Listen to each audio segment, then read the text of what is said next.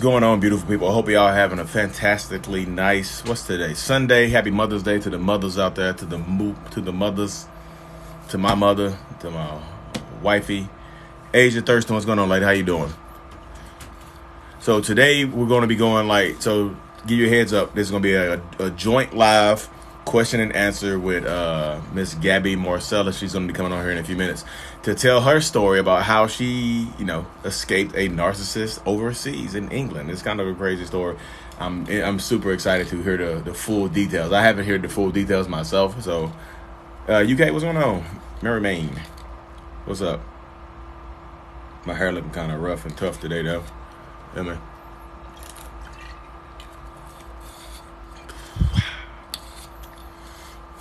What is going on? Like I said, I hope y'all having a fantastically beautiful day. I should go live on Instagram too, but I'm not gonna do it because it's overkill. Going live on Instagram would be overkill right now, wouldn't it? But yeah, Minnesota, what's up? New Zealand, Jessica Window, hi. Roni, like I said, y'all, we're gonna be going live here in a few minutes with Minnesota, what's up? New Zealand, Jessica.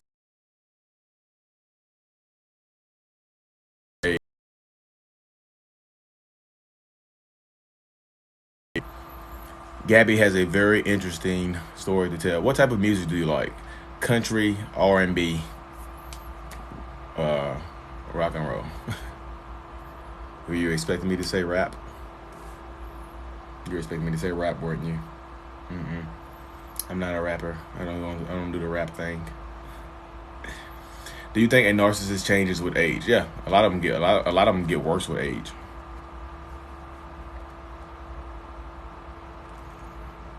Delisha, what's up? Like I said, we're gonna be going live here in a few minutes, so hopefully, I get to talk to Miss Gabby here in a few minutes. She'll be going. Let me see. Is she live yet? She's not live yet. You can't invite her. Hello from the UK. But more bums now. Bray like Bray, what's going on, lady? Big fan. I'm Skippy, what's up? Netherlands, what's going on, Netherlands? Does a narcissist come back to you after you break up with them? If you let them come back, possibly, yeah. Do you want them to come back after you break up with them? I feel like there's a reason why you broke up with them. Do you think my narcissist ex punished me by not helping our son? Yes. Hey, from Canada. UK. You for real? Worse with age? Yes, they get worse with age because it looks fade. What is they gonna do? They'll start lashing out more. Kissed by a Rose, what's going on?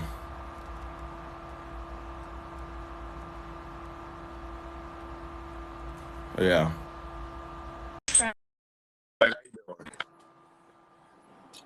Hello. What is up? What is up? How's it going? I'm going pretty good. How you doing? Doing well, thank you. I'm a little nervous. I don't know why. You nervous? Yeah, I don't know why though. It's not like I don't do this every 20 seconds of my life. But go live. We'll go live and just talk about my life. Yeah. It's wow.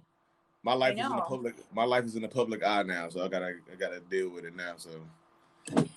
Yeah, I think when I think about it, I'm like, oh, I only have 90,000 followers. And then actually, that's a lot of people. Yeah, that would fill most stadiums in the world. 90,000. Oh my gosh, I've never thought about it that way. That's how people told me to think about it. It was like 90,000 isn't that much. I was like, then somebody said that would fill. The Super Bowl only has 50,000 people in the stands. So I'm like, oh shit, cool. Yeah. I've never thought about it that way, but yeah, wow, yeah, that's crazy. Yeah, I guess me, I'm still just sorry. What? That's all about relativity. Yeah, perspective. Relative. Yeah, seriously, because I don't know. Sometimes I'm like, oh, I just get on here in video diary about how I feel some days or some things that just pop into my mind, and I'm like, not that many people are seeing it, but actually a lot of people are. Yeah. The potential reach on here for more people to say it is insane. Yes, TikTok. Mm-hmm.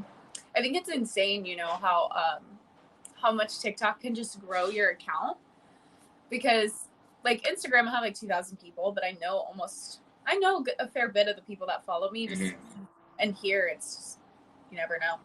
Yeah, you see that, yeah. Because you see, my TikTok only has like what 10,000, but my Instagram has 10K, but the TikTok is like 380. So it's crazy. I know. How long have you been doing your TikTok that you've grown? This account will be 1 year on the 19th. Oh wow. Yeah. Because I found you in November. Yeah, my other account is like January though. Okay. Massive fan. What's going on, everybody?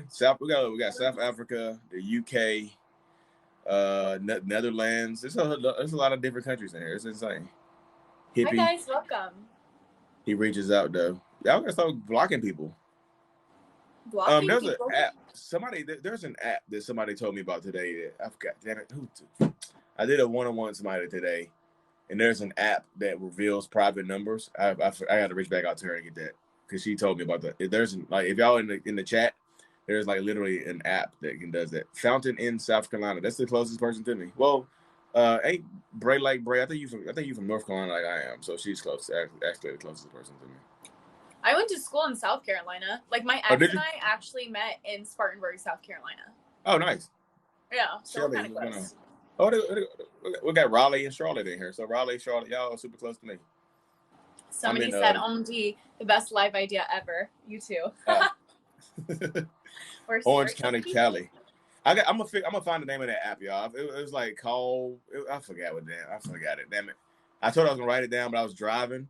So I forgot it. You know, I was driving. I'd be doing one-on-ones at 6 a.m. for some reason. I don't know. Oh my gosh. Yeah. I've been kind of wanting to do some people have asked me if I'd done any, and I'm like, I don't know.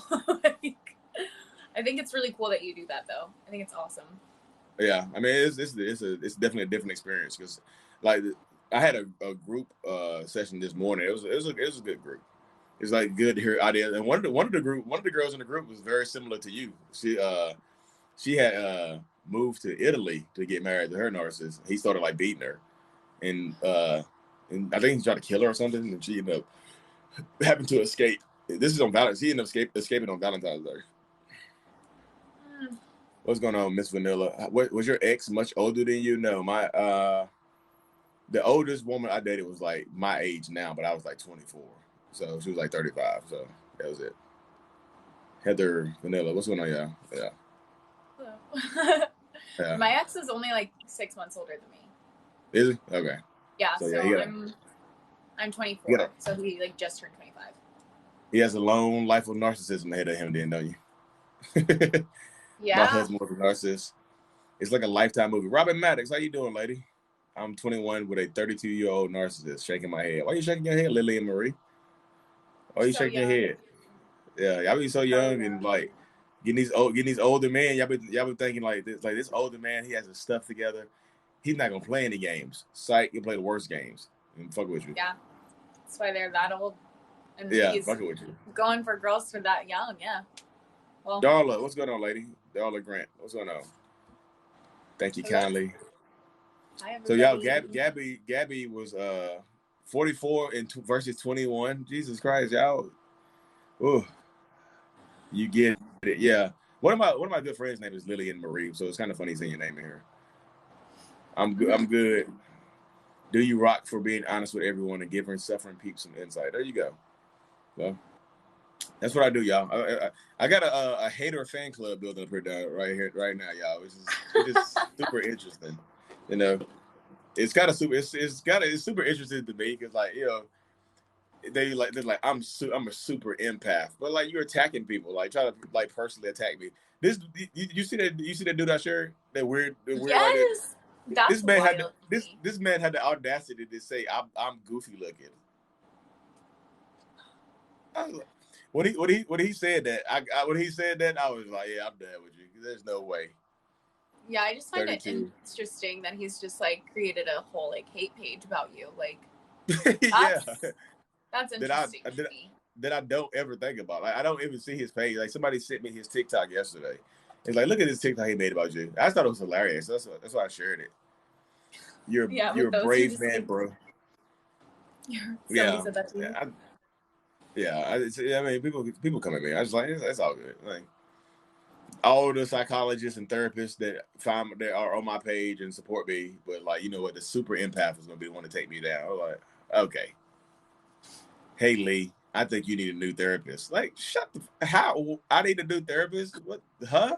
Are you gonna be my therapist? Like, shut up. Like, people, you know, I think it's hilarious. You know, I think it's like, for people on the outside, they're probably just like, oh, you know, like he's just doing this for like clout and to like feed his ego. But like, yeah.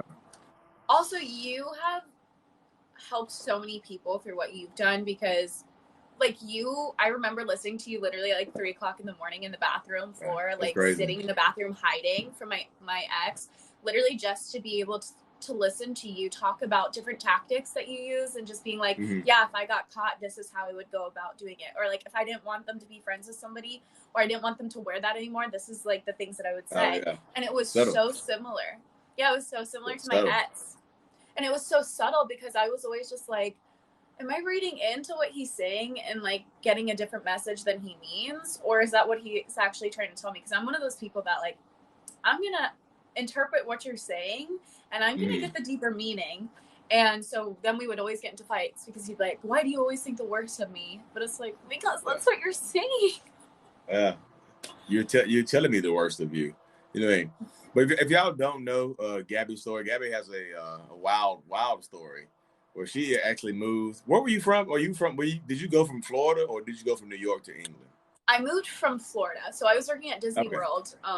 And I moved. I like gave up my job, gave up my health insurance. I gave up everything, and I moved to England. And this has been like something within 3 years that we've been planning for 3 years to plan for me to move there. So it's kind of poetic that you say you moved from you were working at Disney World and you moved to England and to marry a narcissist. With considering all the narcissists that are in Disney movies nowadays, that's kind of it's kind of similar. Much love from the Philippines. What's going on, Philippines? Hi. Future fake. I think Gabby's about to talk about future fake. And how did your ex in England future fake you? So with me. So honestly, if you would have asked me before like a week ago, I'd have been like, he didn't really future fake me that much. But if I sit down and think about it, there was a lot of times, like right before I moved, actually, we were fighting so much. And this time last year, I was like, are you cheating on me? Because I can't do this anymore. Like, your behavior is mimicking when you were cheating on me in 2018. And your behaviors now are so similar that it's just making me feel like there's something there. And he was always just like, no, like, it's just the virus. I'm so sick of being alone. And you're the closest person to me. So like, I know that you'll always love me. And I know that you're going to forgive me no matter what. And his big thing was like, he treated me horribly because he knew that I was going to be there for him. And so he just like, he knew he could take it out on me and we would be okay afterwards.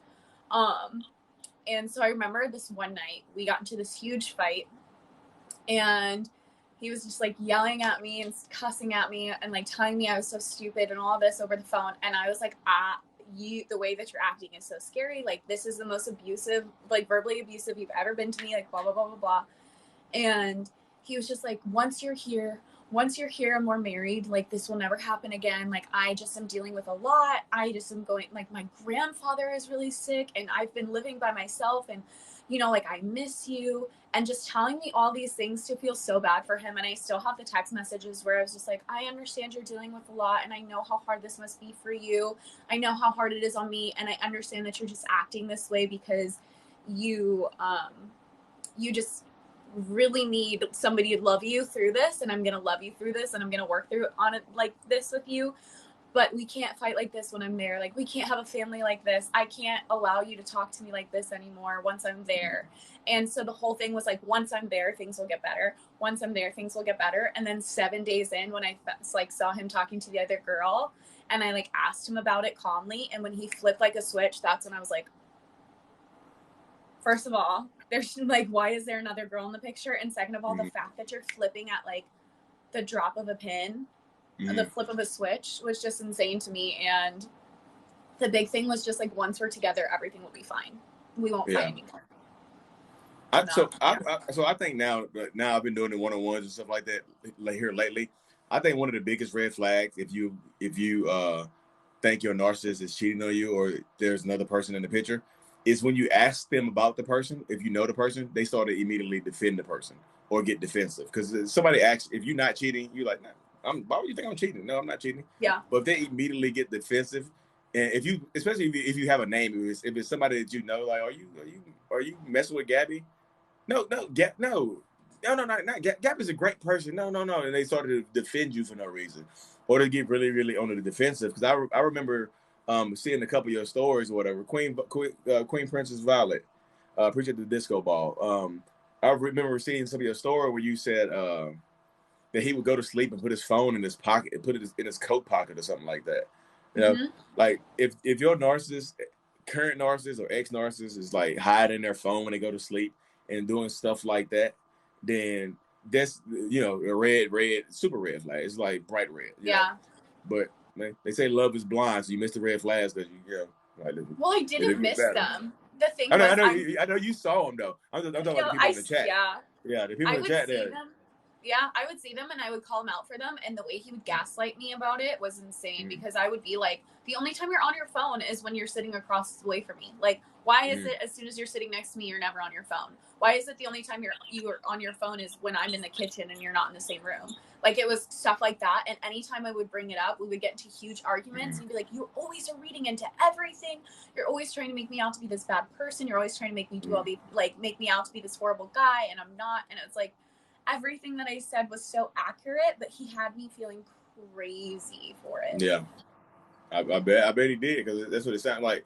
Whenever you accuse, like, you can kind of tell when people are doing stuff. Like I said, when they immediately go on the, instead of just denying it, they go on the defensive and attack you. It becomes like it seems like you're criticizing them instead of asking the question. Like, you say, hey, who is this person? Why you worried about? Why you in my phone? Like, why can't you trust me? Yeah, you don't trust me. I thought when you came here, we were going to get together, we're going to be together, be happy. But you don't want to be happy, do you? You don't trust me enough to be happy. Like, that's why I don't care about it. That's why, you know, especially a different country or whatever, you probably could use your nationality and your just against you. I remember you saying stuff like that. You know? Yeah. That's what you damn Americans don't know. You damn Americans don't know about what a real man is. So, you know, stuff like that happens. The girl that he was talking to in the last recent months, like, I left November 30th, like, left England in December, and in January he was like already talking to another girl on a dating app and everything like that. And he told her that he just said we were dating. He never told her we were engaged. He said that we broke up because of the long distance, except I like fully had moved there to get married, but he said we were never in a serious relationship. We broke up because of the distance. And he said that as an American, like, Americans are very immature, and so culturally we just weren't working because I was so insecure, and I was like always like trying to question him about things, and he just was talking about how immature Americans always were. And I was like, wow, that's really funny. Yeah. Culture plays a role into this type of stuff, you know, because I've done the one-on-ones and stuff like that with people from what was it? Damn, I can't think of the name of it.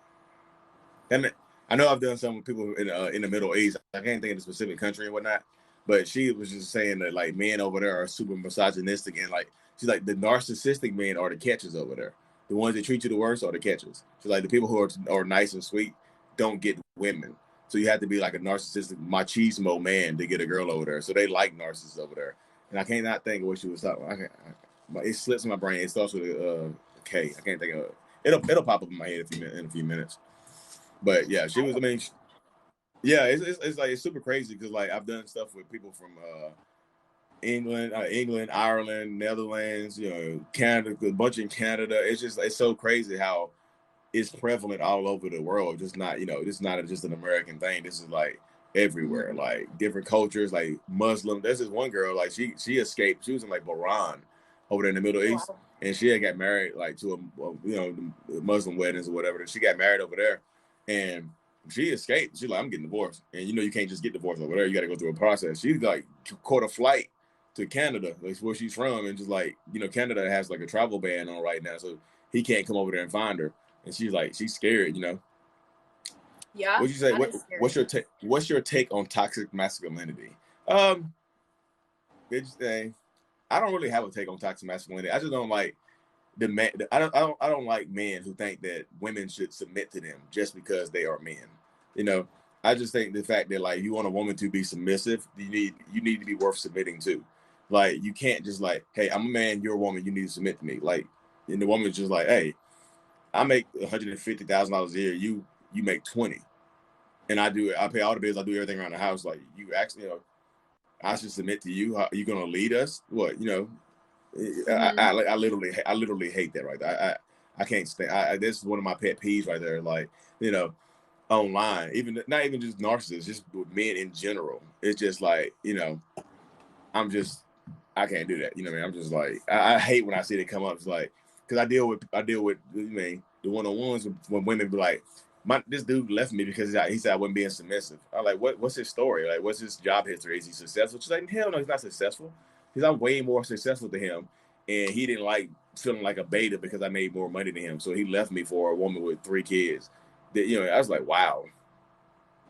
I feel like my ex is very much of like, if he found out I was making more money than him right now, we would have gotten into a fight. Yeah. Everybody can't be like, I see you there, Mary Queen. Mary Queen is like a boss woman right there. Y'all want to see Mary Queen actually works in the same real estate office I do. She's in my chat right now. She's actually the first person I sat down with one-on-one and talk about narcissism in person at a coffee shop. Yeah. Oh, wow. Oh yeah. And she's a boss woman too. Boss. I think she's like 50 years old. Y'all see Mary Queen, be like 50. Yeah. Can't be telling our age to everybody. No. She blurts it out. She'll tell you because she's proud of being 50 and hot. I'm looking that good. Yeah, she's proud of that. She's like, I have no problem getting men. She was like, just him. I was like, of course, Mary. Of course. I hope I'm like that when I'm 50. Got 25 years. Boss. She's a boss. Yeah. But yeah, the toxic masculinity thing. I don't know. I don't talk too much on that because if I start talking, stuff comes out and I don't like. I just don't like men. Like, to each their own. Live your life. You know what I mean? I don't care. I mean, literally live your life the way you want to live your life. I don't like, because it really doesn't affect me. Like, I respect you, you respect me. You know what I mean? I got transgender good friends. I got gay good friends, bisexual good friends, lesbian good friends. Like, I used to play in this kickball league in Greensboro, in North Carolina. It's just like it's like a gay kickball league. It's like all LGBTQIA and all of it. And it's just like the best people you meet. It's a good league. Those things. I see you, Chelsea.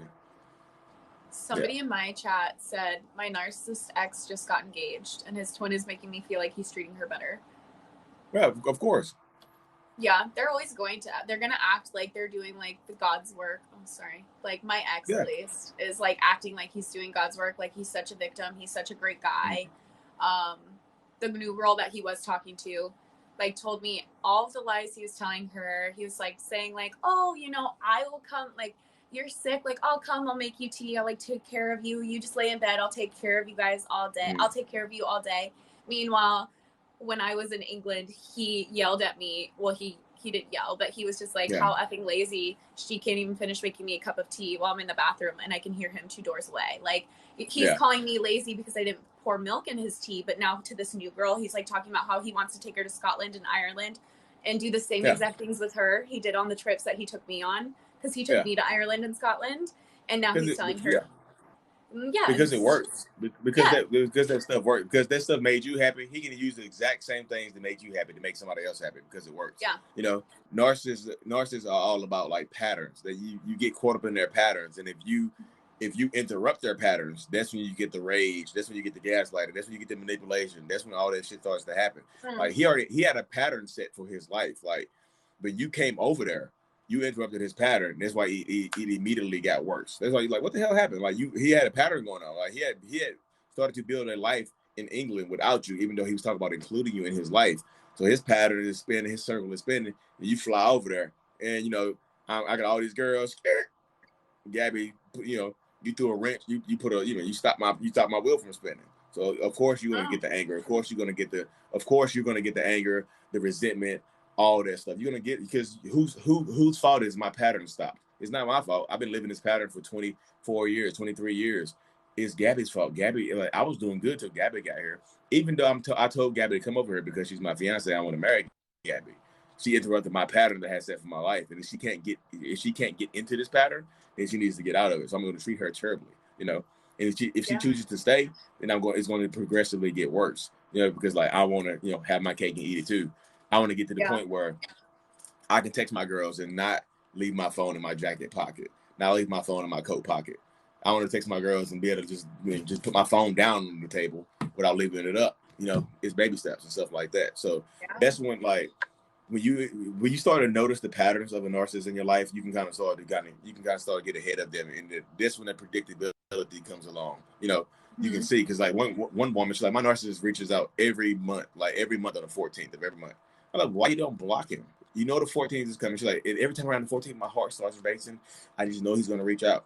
Block him. Why are you waiting on it? It's like you want him to reach out because you want to feel wanted. Like you gotta cut that feeling off. It's like, what if your narcissist blocks you after you expose him to the other girl? Mine did. If he blocks you, you say he did. Well, you said your narcissist blocked you. I blocked him after I found out he followed all the girls he cheated on me with instead of like talking to me when I left him. I was like, okay, I'm done, and I blocked him on everything except like a texting app called WhatsApp, because I was still hopeful he would reach out to me. I was still just like, I'm not changing my number until like, because maybe he'll change his mind, maybe. So I never blocked him on there, and I kept it open in hopes of hearing from him for like a month. And then one day I just looked and he blocked me. He blocked me. Yeah. How long did it take him to block you? I noticed like 2.5, 3 weeks after I got back. Because he was waiting for you to reach out to him. Yeah, and I know that. So I have a list of notes of girls in my phone that he cheated on me with because they were. You still have it now? I have everything. I have every piece of evidence. I don't care. I have everything. Yeah, I have everything because he gaslit me so bad that why you hold on to it? Why am I holding on to it? For when he tries to say that it's not real. I'm talking right now. Why do you still have it right now? Yeah, well, one, because like I want to write a book, so I want to remember all of it. Okay, I got you. Two, because sometimes I question my own reality, and I think that I made it up for attention because that's what he would tell me. So sometimes I have to go back and just be like, this is real. I have the voice memos for the days that I blame myself and the days I don't believe myself for what happened, just so that I can be like, no, this is what happened to me. And also in case like his family ever tries to sue me or something, I'm like, here's all the evidence. Like, go. I got you. I mean, there's a lot of people in the chat over here saying, "Oh my God, I do this too. I relate." You got a lot of people over here, on the Gabby train of relation. And that's why I say it's like people ask me, "There's like, do a lot of these stories have a lot of similarities?" Like, yeah, it's like I swear it feels like there's like one big ass narcissistic spirit out there that's broken up into so many different people, and just me. I can see the spirit. I can kind of predict the spirit because that same spirit is in me. I didn't get as much of the spirit as those evil bastards did, but it's still in me, I still got enough to get diagnosed with narcissistic personality disorder, but I think just myself personally, I can see the spirit, so I can predict stuff like that. So when people, a lot of people doubt me what I'm doing, they're like, you don't seem like a narcissist. You're too nice. I'm like, that's the whole idea behind it, though. That's the whole idea behind narcissists. You don't want people to think you're a narcissist. Like literally nobody on this planet wants to be a narcissist. Nobody was just like, hey guys, I'm a narcissist and look, this is just me. Because like people now, like, because before I started going to therapy, I was in a bunch of self-aware narcissist groups. I can look back in March 2017 when I was typing in these groups, having some super dark thoughts. And then I finally started going to therapy, it just kind of like I finally started going to therapy. I started talking about it, being more open about it, and now it's got to the point where it is now. And people still are negative towards me, and so I go back to these groups, and some of these groups, people look at me, they're like, "Oh my God, I can't wait to get to the point where you are, where I can just be open and comfortable." Then they see people coming at me making like hate pages and stuff like that. They're like, "What's the point of being self-aware, trying to be better when people still come at you with negativity?" I was just like, so that's the stigma I'm still trying to fight against nowadays. I'm like, not all like narcissistic personality disorder is a real thing that affects so many people and it damages so many families and stuff like that. But like, I want to reach the narcissist to let them know it's just like you don't have to be a bad person. Yeah. You don't have to be a bad. Oh, sorry, I didn't mean to interrupt you. So I just had some people in my chat being like, "Wait, what's happening?" So I just wanted to explain real fast. Yeah. So I am speaking with Lee, and Lee is a self-aware narcissist.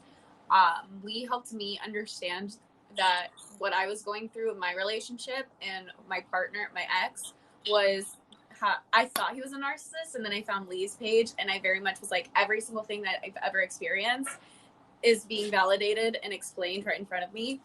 So Lee and I are just kind of discussing that. Yeah. So somebody said, how do you feel about the idea that a self-aware narcissist doesn't exist? And it's kind of counterproductive to what I'm doing.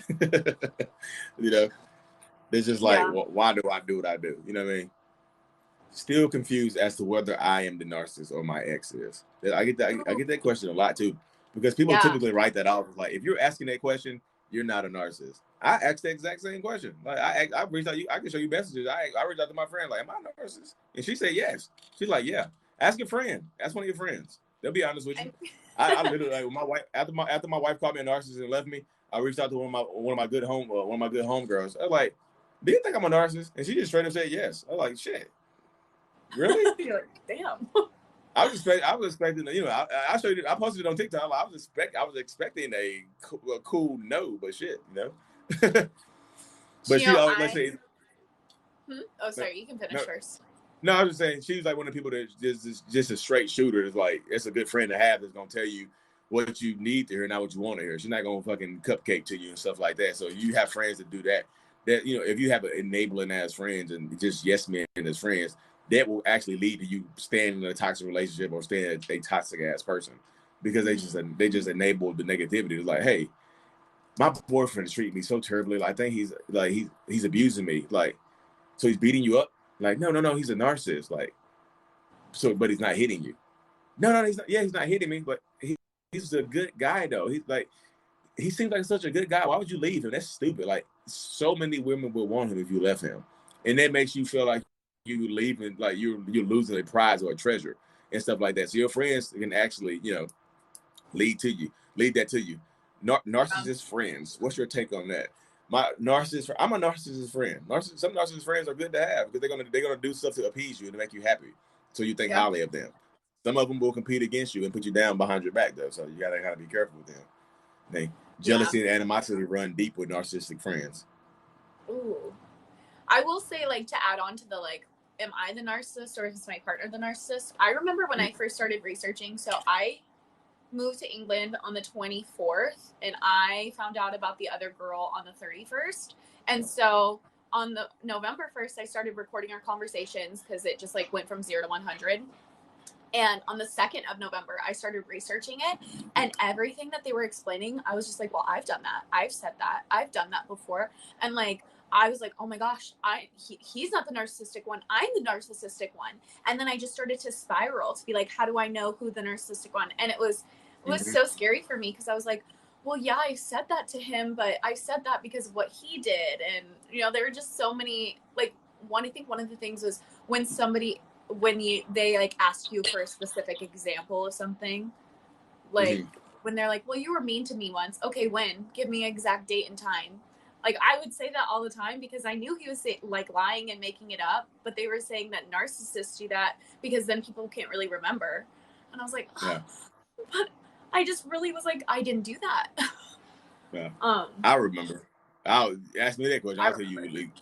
I will tell you exactly date, time, and everything. Like, December 3rd, what you were wearing, 2 p.m. Location.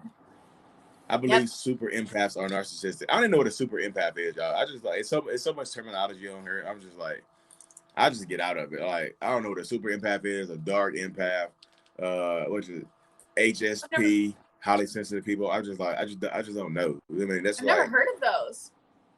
And they're out there. I promise you they are. Because this one dude, one of these dudes that's like on the little growing contingency of hate people. It's this little weird looking black dude like with a fucking egghead that like calls himself an empath supernova or some weird shit. I'm like, okay, dude. Okay, buddy. The same dude that told me I needed to get a new therapist. He's like, Lee, you need a new therapist. I was like, shut up. Okay. Okay. The therapist that helped me get to this level of self-awareness I have now, I need to get a new one. Got it. Like, okay. Maybe they won't diagnose you anymore. You'll just be cured or something. That's that where he keeps telling you too. Everybody tells me that. I feel like. I feel like people are like always tell you that you're not a narcissist, or that if you're self-aware, then you're healed. Yeah, self-awareness I have to kind of work harder to tell them, like, self-awareness does not mean healed. Self-awareness just means self-awareness. You know what you're doing now. There can be more intent to it. And I think even my therapist said, like, self-awareness can make you more sociopathic because there's more intent behind the stuff. So because I'm self-aware, she actually said I've started to develop some sociopathic traits, which is, it's kind of scary to hear. I was like, wait, what? I was like, well, huh? I thought it was getting better. She's like, yeah, you get it. She's like, you're better, but like the traits are there. Like how you are talking about this stuff. Like, what do you think is? Oh shit. Okay, cool. But anyway, this is my. Hey, I'm not a sociopath though. No. I was just gonna ask, like, do you feel as though you actually understood what you were doing a lot of the times? Because there was one specific time, like my ex would, or a lot of times he would be like, well, I only speak to you like that because I don't feel like you're paying attention. You don't give me a reaction anymore. So I just say stuff to get a reaction out of you. And like he would explain the things that he's doing and why. And it would almost make me feel better because I was like, well, I guess he doesn't actually mean it. He's just saying it to make me upset, even though I don't like that. Like, at least I know he. Like, did you ever feel like that? Yeah, I thought, and that's the thing, like that, because like I can't control my own emotions, so I want to control somebody else's. Like because you might be a highly emotional person, and he wasn't as emotional outside of being angry, outside of expressing anger. He probably wasn't very emotional to doing stuff like that, so he wanted to control your own emotions, and that's why I did a podcast recently with I've done so many now. I forgot which one it was. When they asked me what a narcissist was, I feel like a narcissist is just a person that can't control their own emotions, so they want to regulate yours. I can't control my happiness, but I can control yours. I can't control my sadness and anger, but guess what? I can control Gabby's, because Gabby moved to England to be with me. Who's she gonna call? Yeah.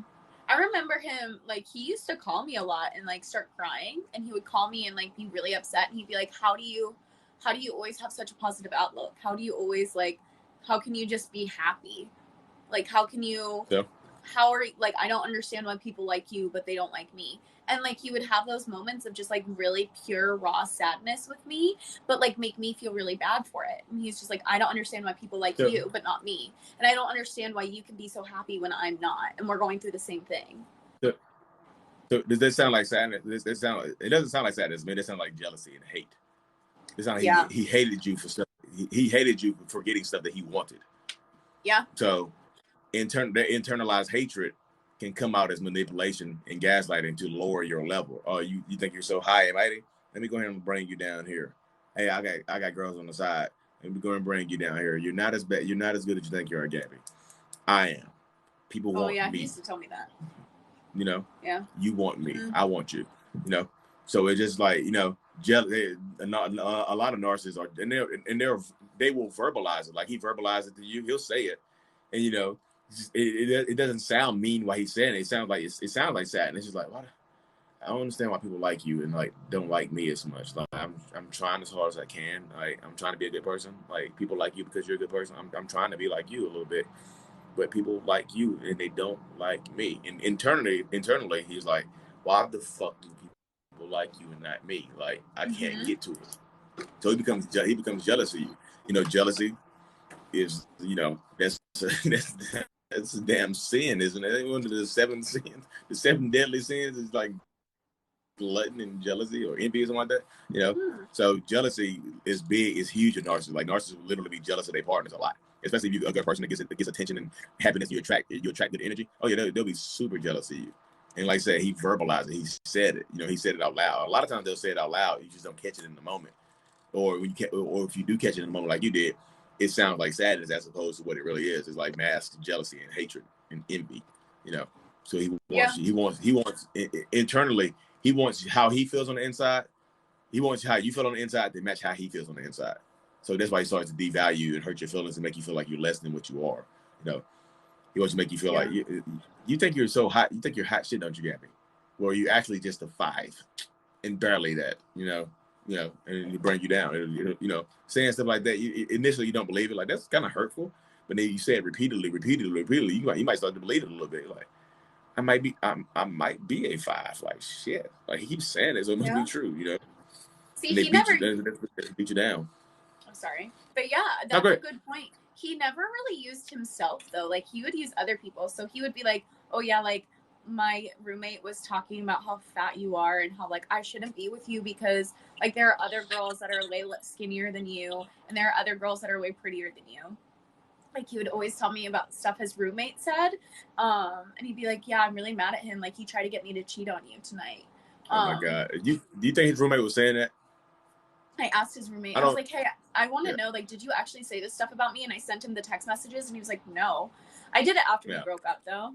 But, yeah. And then he would like tell me. I know he didn't say that. Yeah. And he would tell me like a lot of girls. Didn't say that. Yeah, that's the thing. I was like, normal. I don't think like anybody would actually say that. Like, I don't know. But then he would tell me about all these mean things girls on like our volleyball team in college would say about me. And I was like, I've never met any of these girls. He was like, well, it's only because you're dating me. And they all really liked me and they were all like obsessed with me because I'm from England. So like they all had this weird obsession with me. So do you know what he would make me? We would go to parties. He would walk in with me. He would make me leave. He'd be like, they're all looking at you and giving you dirty looks. They're all like whispering and talking bad about you. Like, we need to leave. So he would purposely bring me to these parties only to make me leave. Like, I would walk in with him and he would make me leave. Because all these, and he would be like, I just really want to protect you because you don't deserve that. Like, you deserve so much better than those girls that are talking bad about you. And I believed it. Why go to the party? Then why go to the party? When you take a step back, why go to the party? You know what I mean? Yeah.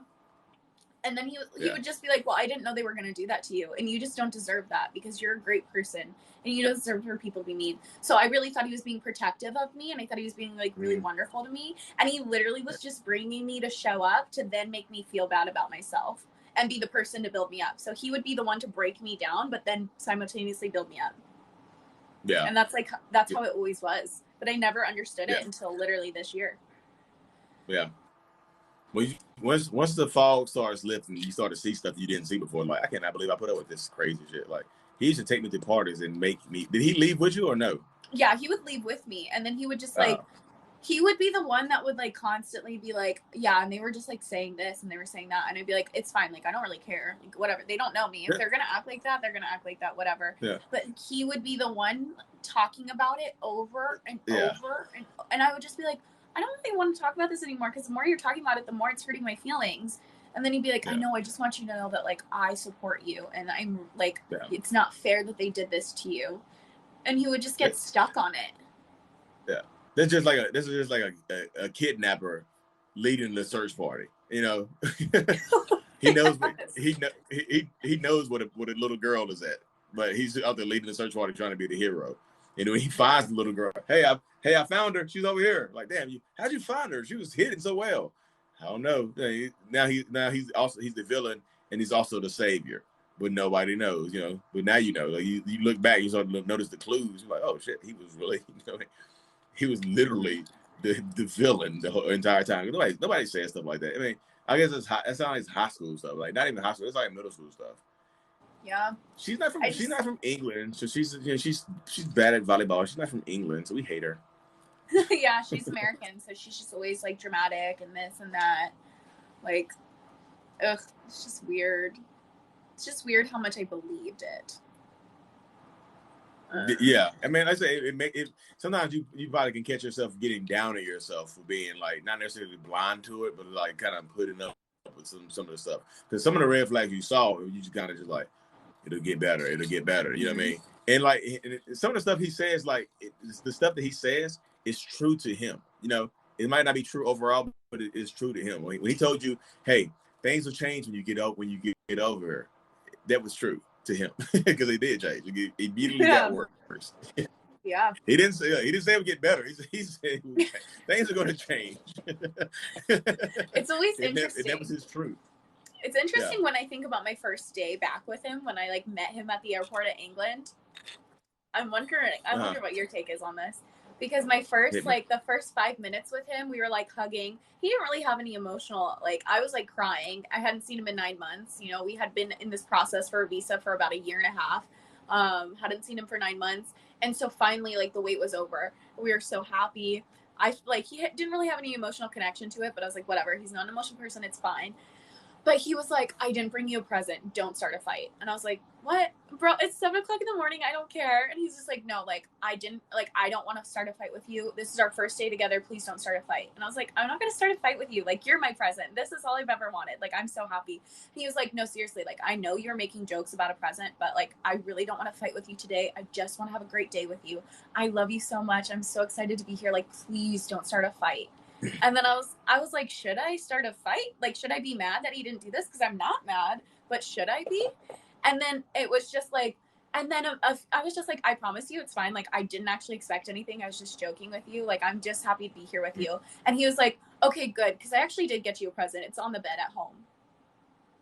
And then I walked into the house and there was a present on the bed for me. And it was like, he was trying to bait a fight so that I would be mad. So then we would walk in. And then my present would be on the bed, and he would be like, I told, like, this, like, you're such a brat. Again, you see the villain and savior complex immediately. He tried to reestablish that. Like, he the kidnapper, like, hey, I'm the kidnapper. I'm gonna lead the search party to save the little girl. And that's what it is right there. He just wanted to be the hero. That's how that's literally emotional manipulation. Because he's trying to bait you to get mad, and then you get home and there's a present. You're like, that's that. And like I said, you see the relationship dynamic right here. It's supposed to start off here and slowly go up, but when he does stuff like that, it starts down here. You know, it's already lower. It's already lower than the normal level. So when you go home and get the little present, boop, now this is your new normal right here. It's already lower than what it's supposed to be. So now you're already conditioned to take less. You're already conditioned to accept less than what you are expecting. You weren't expecting to say no bullshit like that as soon as you get off the plane. You know, off the red eye. 7 a.m. in the morning. You know, you're not expecting that right there. So it's like and stuff like that is like I call it like being consciously unconscious, because he knows he's doing it, but he doesn't know that there's something going in his head that's making him do it. It's propelling him to do it. He knows he's doing it. He literally knows he's doing it. Like 100% knows he's doing that. You know, but like I said, he doesn't like. But he doesn't know why he's doing it. Bray Lake Bray, are you being a savior in my comment section? Are you over here like? I feel like you were saving lives. You're like, thank you, Bray Lake Bray.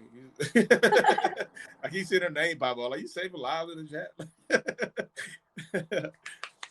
But yeah. So what? So I told somebody earlier today. I had a group session earlier today. And I told you one of the girls said she had moved to Italy to get married or whatever. Yeah. And she ended up.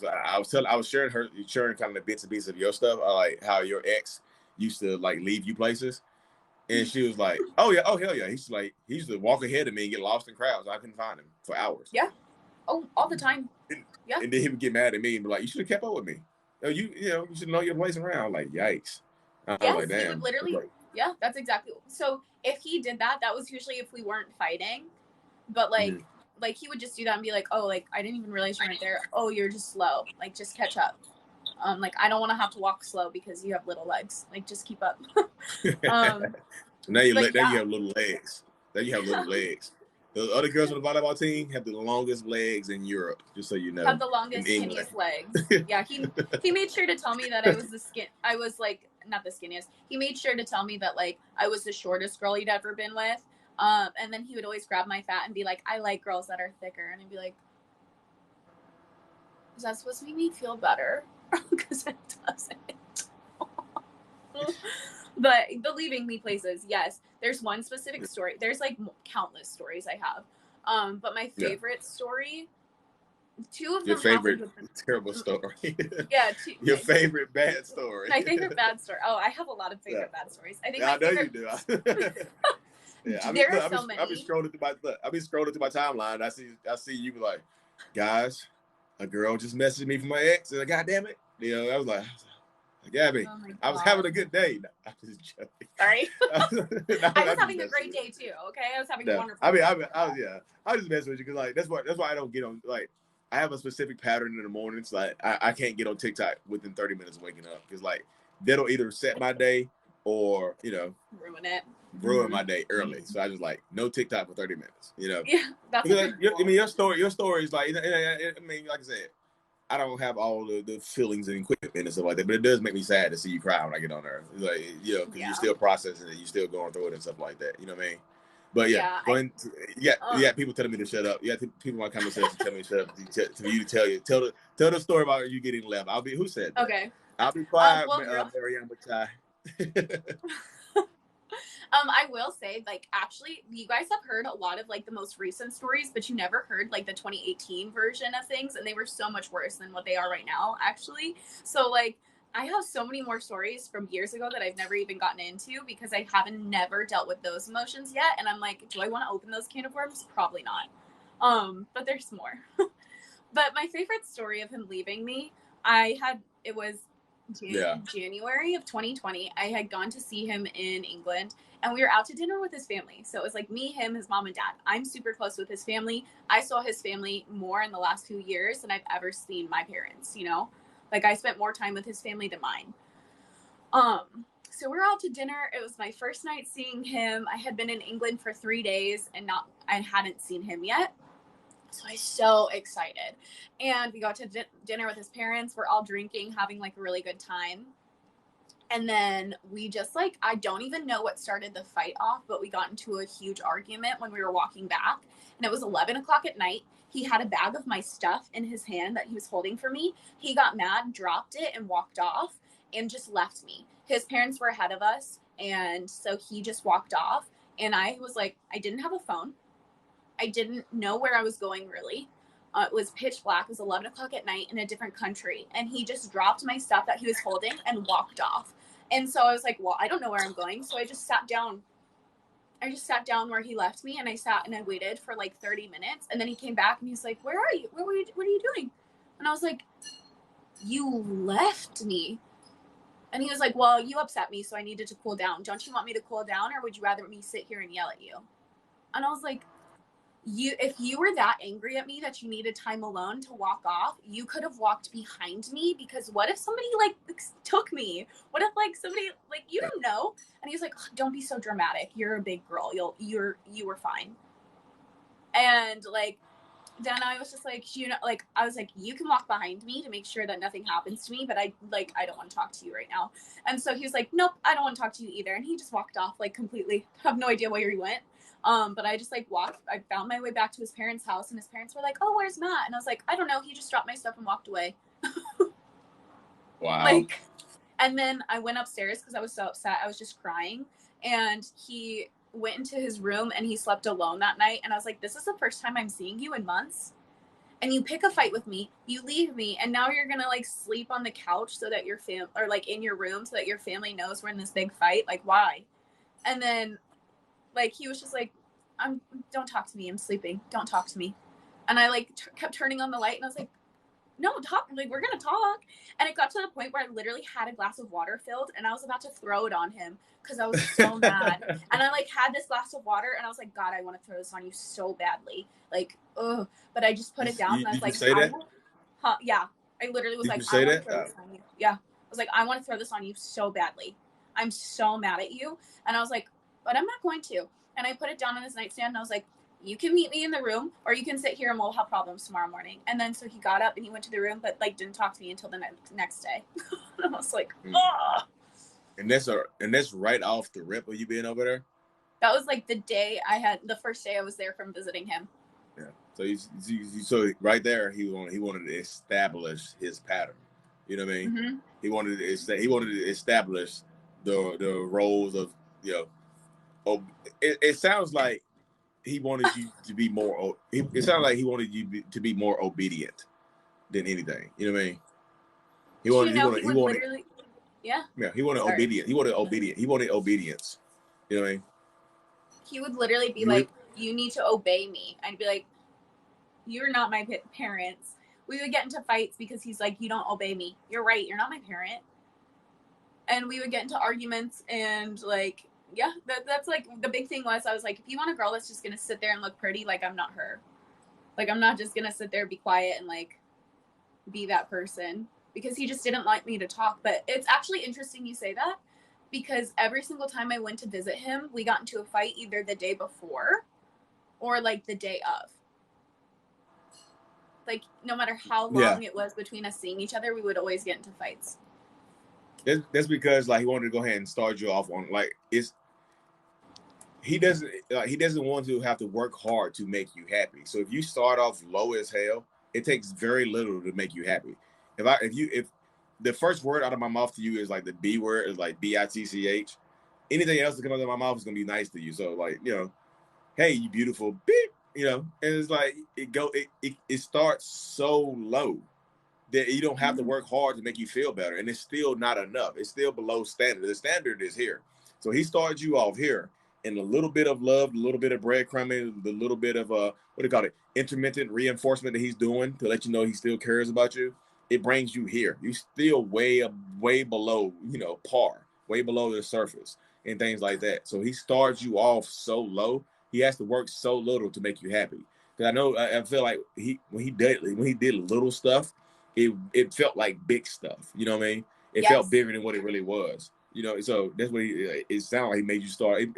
He set the bar so low that all he had to do was a little bit. You know, so in situations like that, when you leave him, when he leaves you and stuff like that, and he was like, I'm just so worried about him treating the next person better. Like, how hard does he have to work to treat the next person better if he treated you like shit? You know what I mean? He doesn't have to work hard at all. It's like literally just a little bit, like he's treated you down here. So if he treats her here, it's still below here. It's still below the surface level of a normal relationship. It just seems better than what you got because you were down here. You know? So he's not treating her that much better. It's not like, you know, and sometimes it's hard to deal with and hard to see because it doesn't, you know, it literally doesn't, you know, it hurts. It makes you feel less than what you are. Like, what did I do wrong for him to treat this person so much better than he treated me? And you did nothing wrong. Sometimes a narcissist can like literally sense that you're outgrowing them. They can sense it. They literally can sense that you're outgrowing them. They can sense your unhappiness. They can sense it. So they start to make plans to discard you, or they make plans to love bomb you to keep you in there, to hook you back in, to give you a little taste of love to keep you here. You know what I mean? When you get ready to leave, like, look, you don't need to leave. I love you. I said I love you. Okay, I said I'm sorry. No change behavior, no change anything. Just the words "I'm sorry" and "I love you," and that works. That works a lot of times because you've been beaten down so much that just him saying "I love you" is enough. You're like, oh, he said I love. He hasn't said I love you in weeks, so he must be changing, and that's enough. You know what I mean? So it becomes enough for you because he fed you so much little BS that him just saying "I love you" feels like he proposed to you all over again. You know. To the song in the rain and stuff like that, you know, what he did to you. His proposal was the stupidest thing I've ever witnessed in my life. I saw your videos. I love you. I love your really videos. Bad. Yeah, I love your videos. Yeah, you want my face. I love your videos. Oh, thanks. Yeah, his whole family didn't even know we were getting engaged. Like, we called them and they were like, "Do you have a ring? Like, you guys are? Did you plan it?" Like, his family didn't even know. Yeah. So weird. Yeah. So, but you know the craziest thing about it, because like I get so many lows. Like I get so many stories that are sad, and you know I feel for the stories. But I sometimes I get a one-on-one that starts off low, but it ends so good. I had a one-on-one yesterday with a woman. She's like in her 50s, and she's married for 30 plus years to a narcissist that started cheating on her at the end. And she said 9 months ago she was suicidal. She was ready to end it all. And I talked to her yesterday. She was so high on life. She was like, I can't. She's like. She had literally fixed, like, my song, that Vito song. She had literally fixed her credit, went back to school, about to graduate. She was literally bossing up. She's like, I'm bossing. She was like, oh, white woman. She's like, I'm bossing up. I was like, that's amazing. Yes, I love it. In her 50s. She's like, did it hurt for him? Did it hurt? So I've known this man for 30 years. Like, wake up to him, talk to him every day. Does it hurt that it's ending? Yes.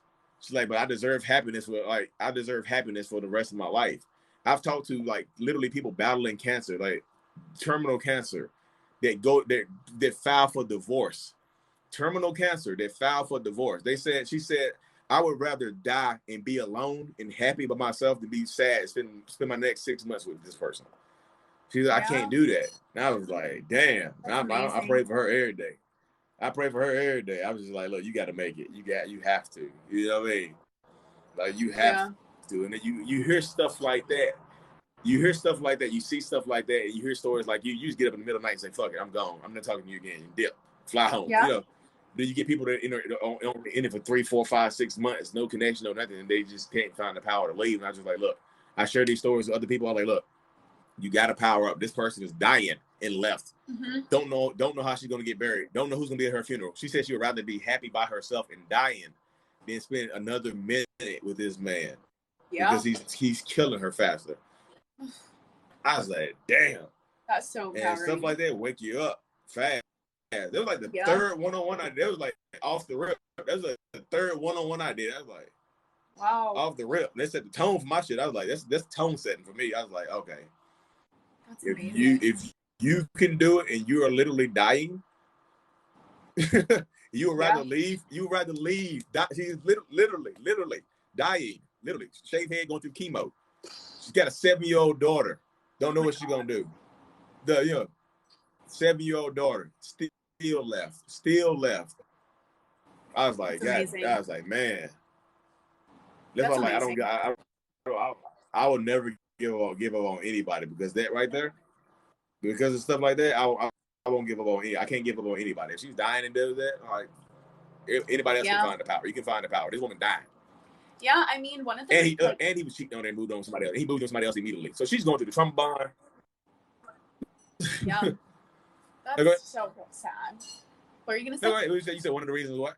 Oh, I was gonna say one of the reasons, like, obviously when I was leaving. What was you saying? I think we're like a few seconds off. But I was gonna say one of. Oh, are we?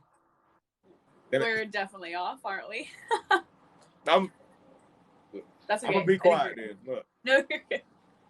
I was just gonna say, when I like realized I needed to leave and I was getting ready to leave, like, one of the big things that I was just like, well, one, I'm embarrassed because everybody knows I was moving to England.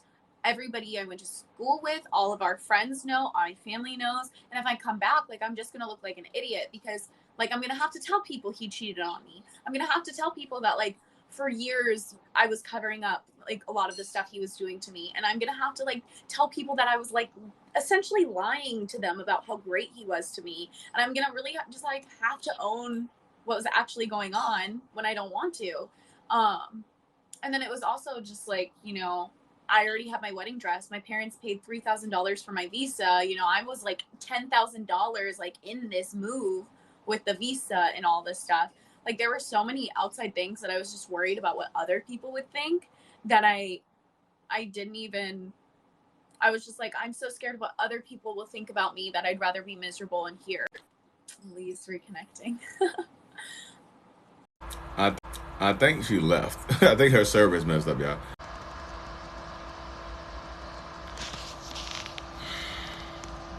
Oh my God. Let me know when it comes back on correctly, y'all. We're live now. Am I good? Am I good? Am I good? Okay. Let me see if I can invite her back on here.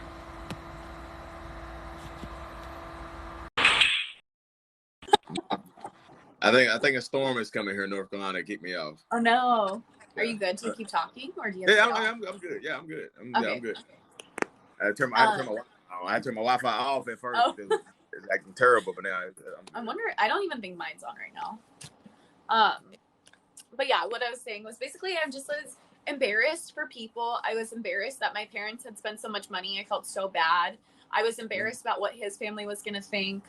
I was nervous about his family not liking me or not believing me.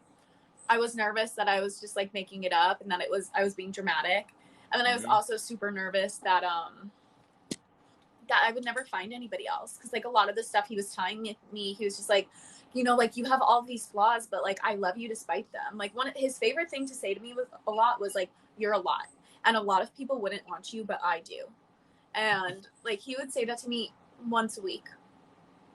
And so for me, I was just like, who's going to ever love me? Because like I have such a big personality and I'm super immature and I'm this and that. Yeah. And he would like call me manipulative all the time whenever I shared my feelings. So I was just like, I'll never find anybody that loves me and wants to be with me despite all my flaws like he does. So have you ever heard of Pavlov's dog? Yes. You ever heard of that? So this goes back to the obedience training what I was telling you about earlier, how he wanted you to be obedient.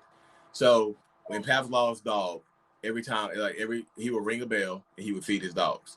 Ring a bell, feed his dog. Ring a bell, feed his dog. Ring a bell, feed his dogs. So when it got to the point where he would ring the bell and the dogs would just salivate, no food. So he was training you to take less right then and there. Hey, you're a lot. Nobody else will deal with you. Hey, you're a lot. Nobody else will deal with you.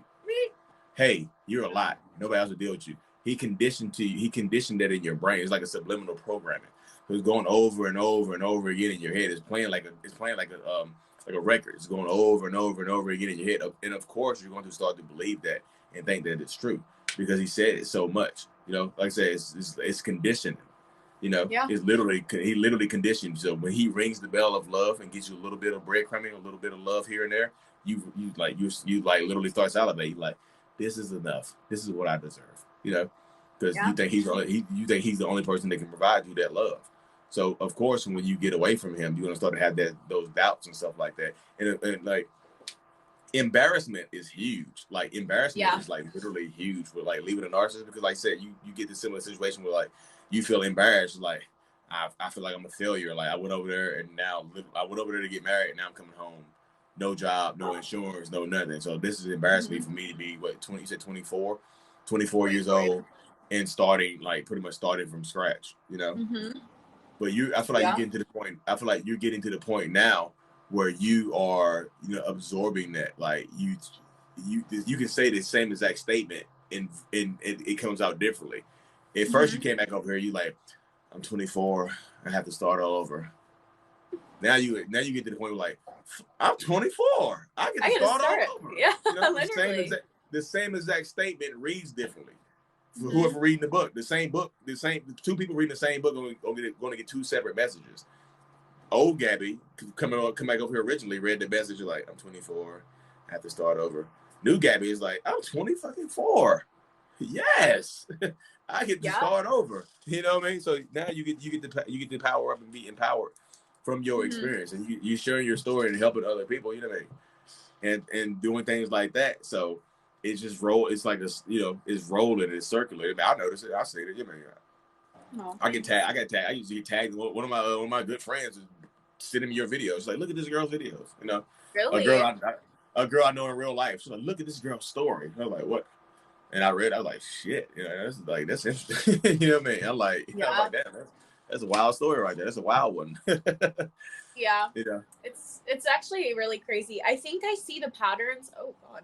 I think I see the patterns of like his more narcissistic tendencies. I see way more in like the 2018 situation than I have recently. Like, I think he honestly was really good at masking it for a while, and he understood how to hide it way better until we got into person for good. And then it was like you said, like it was like this, I was like the wedge in between this gear that stopped it from turning, because all of a sudden it was like, this is real. Like, she's here now, and I can't just be texting whoever I want. Like, I can't be lying to her, telling her I'm taking a nap when I'm actually FaceTiming other women. I can't lie to her and say that I'm cleaning the apartment when I'm actually talking to other women. Like, all of the things that I was just like, what? Like, I was like on him when I was in a different country. The fact that I was in a different country and knew it, like, he could never get away with it anymore. And I think all of a sudden that freaked him out. Because I knew I was never enough for him. I would tell him all the time, like, I remember telling him this. What'd you say? What'd you say? You were never enough. You were never enough for him. Not for him. Like, I remember telling him, I know that I was more than enough for him. Yeah, I was getting to that. I will let you finish. We'll get to that later. Go ahead, finish. I remember, like, I said this to him on multiple occasions, specifically after he found out he cheated on me. But I was like, do you know what's wrong with you?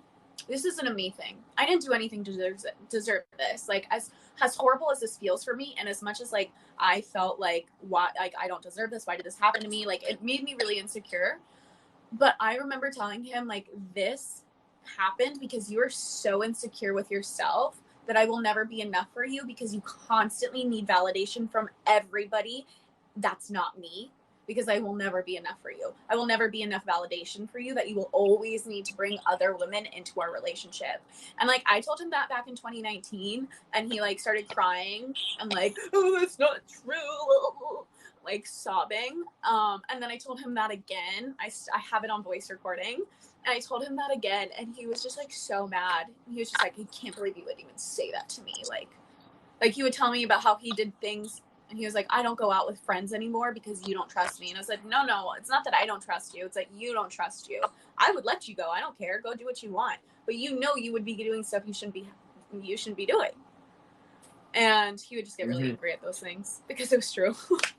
Yeah. So exactly. So that kind of goes into the point right here too. This is what I've been noticing a lot through these one-on-ones as well, is the fact that you get like, with a lot of times with narcissists, like the build up is always better than the actual performance. Like, yeah, you're long distance. You get to talk about everything. You get to build everything up. Like, hey girl, you come over here. I'm going. Telling you, you get over here. We're gonna have yes. the best. We're gonna have the best life together. We're gonna do this. We're gonna do that. Like, I can't wait. Like, life is gonna be so good. Like the build up, the expectation. But when it comes time to step on the stage and perform, woo! I said that. Woo! Ah, my heart is beating too fast. Like, you sure I said that? It don't sound like I said that. You know, it makes you nervous. It's time. You know, it literally, when it comes time to perform, they don't feel like they can live up to it. They can't live up to the expectations, the false expectations that they have set. They can't live up to it. That's why long distance narcissists are some of the worst narcissists to deal with, because the build up is always, the build up is like, when you get there, when you touch down at 7 a.m., I'm gonna leave this gift at home. I ain't giving this to her. You know what I mean? I need to make her sad. You know what I mean? So when I touch her or kiss her later on, it means more to her than, me doing it right now off the plane. You know what I mean? Yeah. The buildup is always better. You know what I mean? So that's why, like, I see that story is a recurring thing right there. In, like I said, the one-on-ones and stuff that I do is like literally, and like when it comes, it's like, I said that. Ooh, we getting married. Ooh, let me leave you down here. You know what I mean? It's always it's the build up is always something different than the expectations. When they set expectations, they have to. It comes time to meet those expectations. It don't have to be. A lot of times it's sexual expectations, but sometimes it's just life expectations. Like, I said that I don't even want kids. I said, when you some babies, I don't even want kids. I didn't say that, did I? You know what I mean? Stuff like that comes up, and when it comes time to perform, they start to panic. They start to panic, and they need to devalue you. So when they do start to perform, they can give you less, and it feels like more. So that's where the heart start beating. That's so true. I remember literally just begging him. I was just like, hey, I get that you can't talk to me, like back in 2018. It's like, you can't really talk to me because like you're so busy. And he made sure to tell me that I wasn't a first priority, that I was probably like fourth or fifth. Like, he literally was like, you're not my first priority and you need to get used to it. He was like, at this point you might be like fourth or fifth. Like, he very much told me. And I was like, I don't expect. Oh yes, I literally still have like screenshots. I was like, I don't expect to be your first priority. I just expect to be a priority. And he was like, but you can't expect that. And it got to the point where I was like, yeah. I literally remember texting him and just being like, I don't need you to talk to me every second of the day. I would just like a good morning and good night text. And like, it got to the point where all I was asking for was just a good morning text. And like, he wasn't calling me babe. He wasn't saying I love you. And whenever I would bring it up, he would be like, how embarrassing. Like, my friends would be embarrassed by you. My friends would be telling me to break up with you because you're acting like this.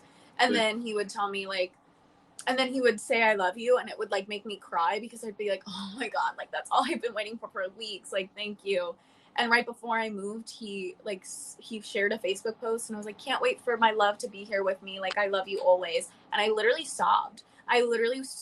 And called him, was like, that Facebook post, you have no idea how much that meant to me. I was sobbing. You see? Because I was like, yeah. You see how the bare little minimum. you see how little you are willing to accept because he conditioned you on some bullshit? My friends would not think. His friends probably thought you were hot. Like if he showed you your picture, showed one of your pictures to his friends, like, damn, she's kind of bad. Don't tell her. Don't tell her that. I never got compliments.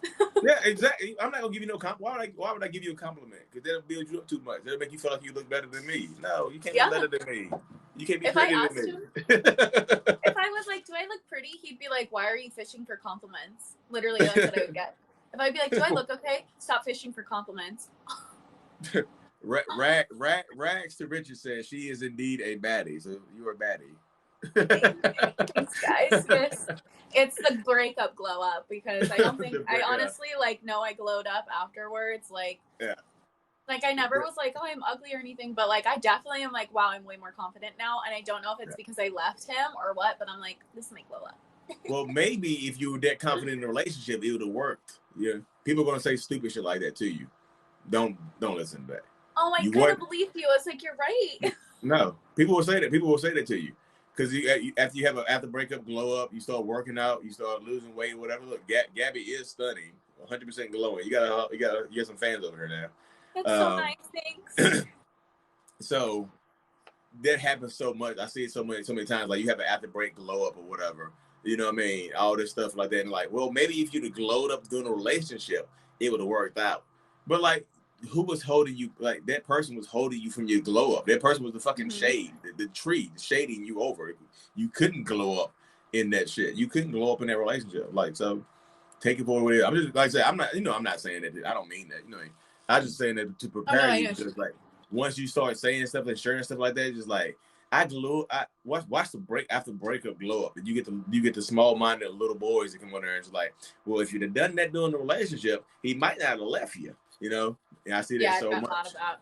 I've gotten a lot of like, what did you do to make him treat you like that? What did you do to make him cheat? Like, clearly you weren't doing something, and you're like, I would in fact love to know what I did to make him cheat on me so many times. Like, I would love to know. We're both wondering that question. What did I do? Because nothing.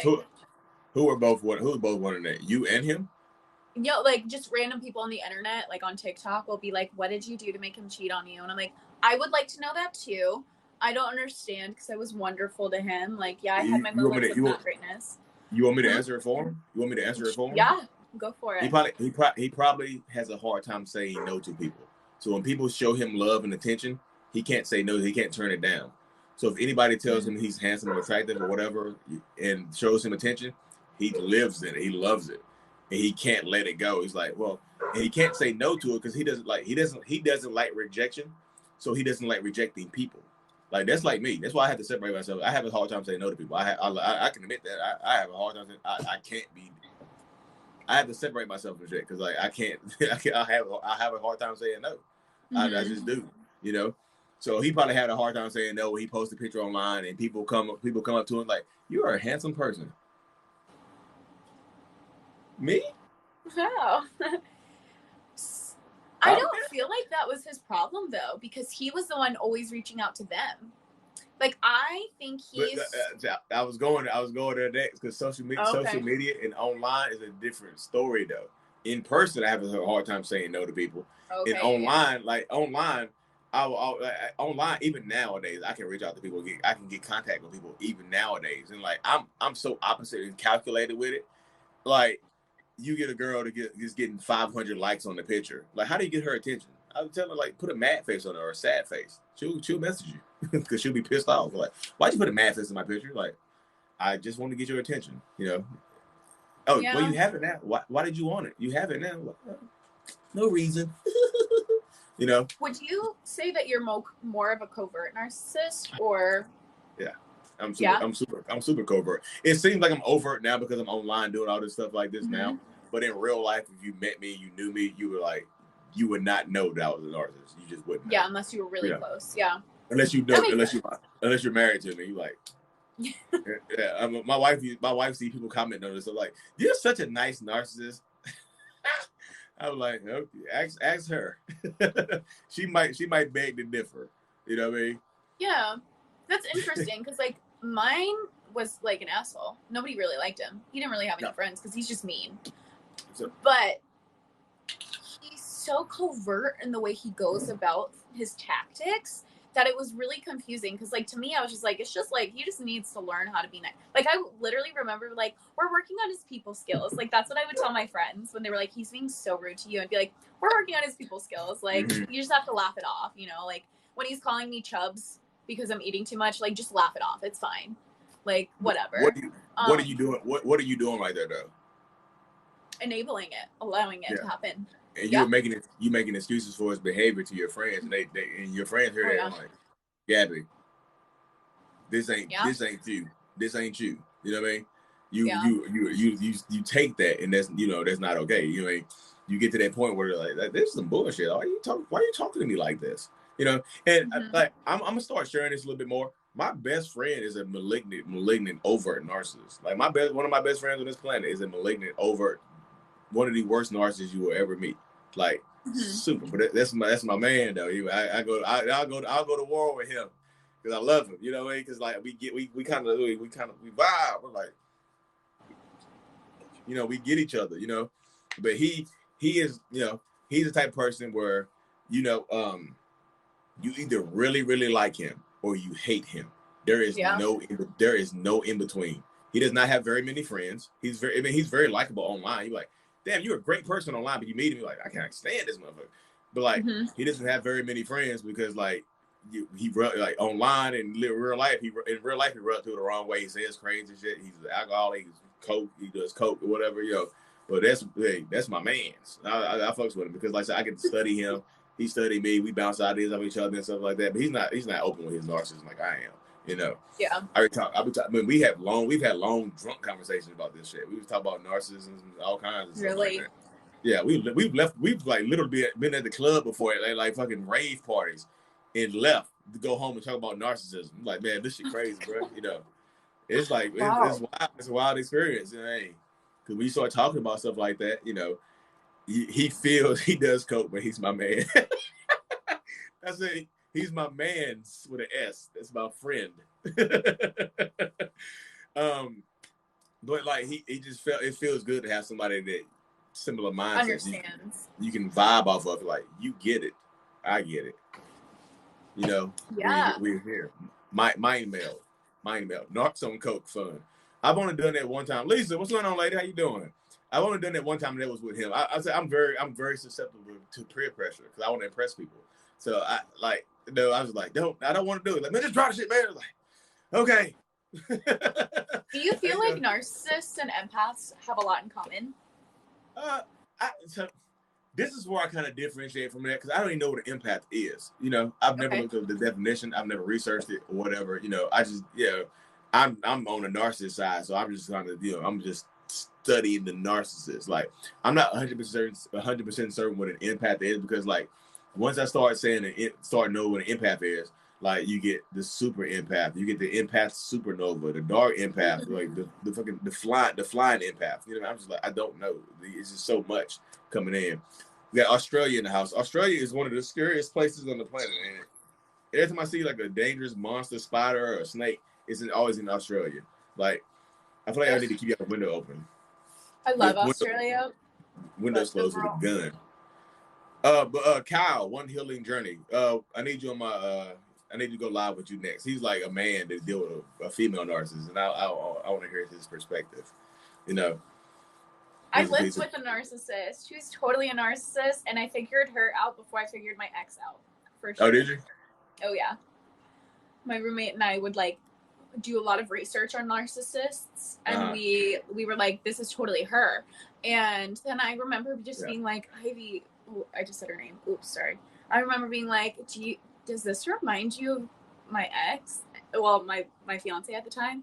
And she's just like, I mean, a little bit, but like he's like, not really. And I was like, okay. Okay. And then a few months later, I was like, oh my God. Yeah. It's actually you say they say narcissism because it's becoming so prevalent and in your face nowadays. It's like you can't miss it. Like, and everybody, like, nobody wants to be a narcissist. Like, when you I tell people this all the time. Like, calling somebody a narcissist is almost the equivalent of calling somebody the B word. You know what I mean? Like, you're a B word. you're a narcissist. And that hurts the man's feelings, and the man will go off on you for calling him a narcissist, like immediately. Mm-hmm. Because there's such negative connotations associated with it, and deservedly so. And deservedly so. Narcissists are you rarely ever heard a narcissist that helps people or that's doing good for the world, you know. Well, yeah, I'll correct that. A lot of narcissists do good for the world, but they do it from selfish reasons. They'll donate to charity for a lot. You know, they'll donate a lot of money to charity and things like that, but they wanted to do it because they get their name attached to it. Like, hey, Lee Hammock did this. You know, I really think, thanks to Lee, I realized I was a covert narcissist. There you go, Nana P 0621. So tell the story about how you got out, because like if y'all are just tuning in, Gabby moved from Florida, quit her job at Disney World, left her health insurance, moved to England to get married. A week later, she's found out her narcissistic ex-fiance was texting other girls and doing Lord knows whatever on Instagram and things like that. Mm-hmm. And tell everybody how you got out of it. Tell everybody how you left. Like this is like the power up. I love the power up part. I love the power ups. Yeah. Disney World, yes, Susanna, Disney World, yes. Yeah, I worked at Disney World. You know, I left like my job there. Gabby is the GOAT, from what I can tell. Oh, that's so nice. Thanks. Her energy is beautiful. There you go, Kyle. See Kyle, yeah. Thanks. I love that. That's so nice. Oh, my dog. It's all love over here. But go ahead. I'm sorry. Oh, no, you're fine. I see Kyle say I got to shout. I love Kyle. Kyle's a good guy. Kyle's a good guy. I got to shout Kyle out. But go ahead. Yeah, so I moved over there. We applied for my fiance visa of March of 2020. We got engaged February 2020. My fiance visa was supposed to get there in like 6 weeks, but the world shut down because of Corona. And I was actually supposed to get married on August 13th of 2020, but we didn't get my visa until October. So I moved over in October, and I'm there for 7 days, and I just happened to glance over at his phone and see him DMing somebody. And I've never heard of this girl. I looked up this girl on Facebook. I find out she went to a school near us in college, and immediately red flags are flying because I knew that the only girls he knew from the school were mostly from a dating app. And if not, they met at a party, but there were no good things attached to it. Yeah. Because he had made that clear to me in the past. He was always very forthcoming about other women. And I know now it's a triangulation tactic. But so I had never heard of this girl. I didn't know who she was. I did my research on her, when I went to the bathroom at one point. And then after 45 minutes, I was like, hey, okay, so I saw you were talking to this girl. Because of past things that have happened in our relationship, I feel really uncomfortable with it. And I would like to see the messages, especially as your fiance. And he completely flipped out. And we were fighting earlier in the day because I didn't seem appreciative enough for him going grocery shopping. So I was already, I asked him why he got things. Yeah, I asked him why he got so much rice, and the fight we got into because of it was outrageous. Just so ridiculous. But yeah, so I we started talking about that, and he immediately started yelling at me, and he was calling me a bunch of mean, horrible names. He was telling me to get the F out of our apartment. He was get out, get the F out. I don't want you here anymore. You're not welcome here. How dare you? He started bringing up things that I did in 2018 when we were broken up. And everything except for this girl was what we were fighting about. And I was the way that you're reacting is telling me that you have something to hide. And unless you show me these messages, we're not good. And so he grabbed his blanket, went into the living room, and put on headphones and just watched TV for the rest of the night. And I went in there and I was like, hey, I want to see these messages. Did you message her first? Did she message you? What's the deal? And he's like, I messaged her. And I immediately started crying. And I was like, why am I never your first choice? Why am I never your first choice? And I was sobbing, and I went into the room, and he just didn't do anything. He was just in the other room watching Netflix all day. I wound up posting on Facebook that night in an all women's group and just told them every single thing that happened. And I was like, is this normal? Because I don't know what to do anymore. And a bunch of women, I had over 500 women tell me that it was an abusive relationship and that like it's abuse. And I was on there defending him. I was like, no, like, you know, if I wouldn't have reacted the way that I did, like maybe he wouldn't have yelled at me. You know, if I wouldn't have done this, maybe he wouldn't have done that. And they were like, no, this is like, you're complacent and he's made you complacent in this relationship. And this is abuse. So the next day, he comes in at like 11 o'clock and he brings me coffee and like kisses me like nothing happened. And I was like, no, we're talking about this. So then we went into the living room. We had a conversation. We lasted like 3 hours. And he was really, really mean to me. And then all of a sudden really nice. And I was just like, you know, I can't do this anymore. Like, I'm ready to go home. And I told him I wanted to leave. And basically he manipulated me and was just like, you can't leave. Like, don't leave. That's so selfish of you to want to leave. What are my family going to think? What is like your family going to think? We've waited so long to get here. And this kind of went on for like 5 weeks. I found out him and the girl were still talking.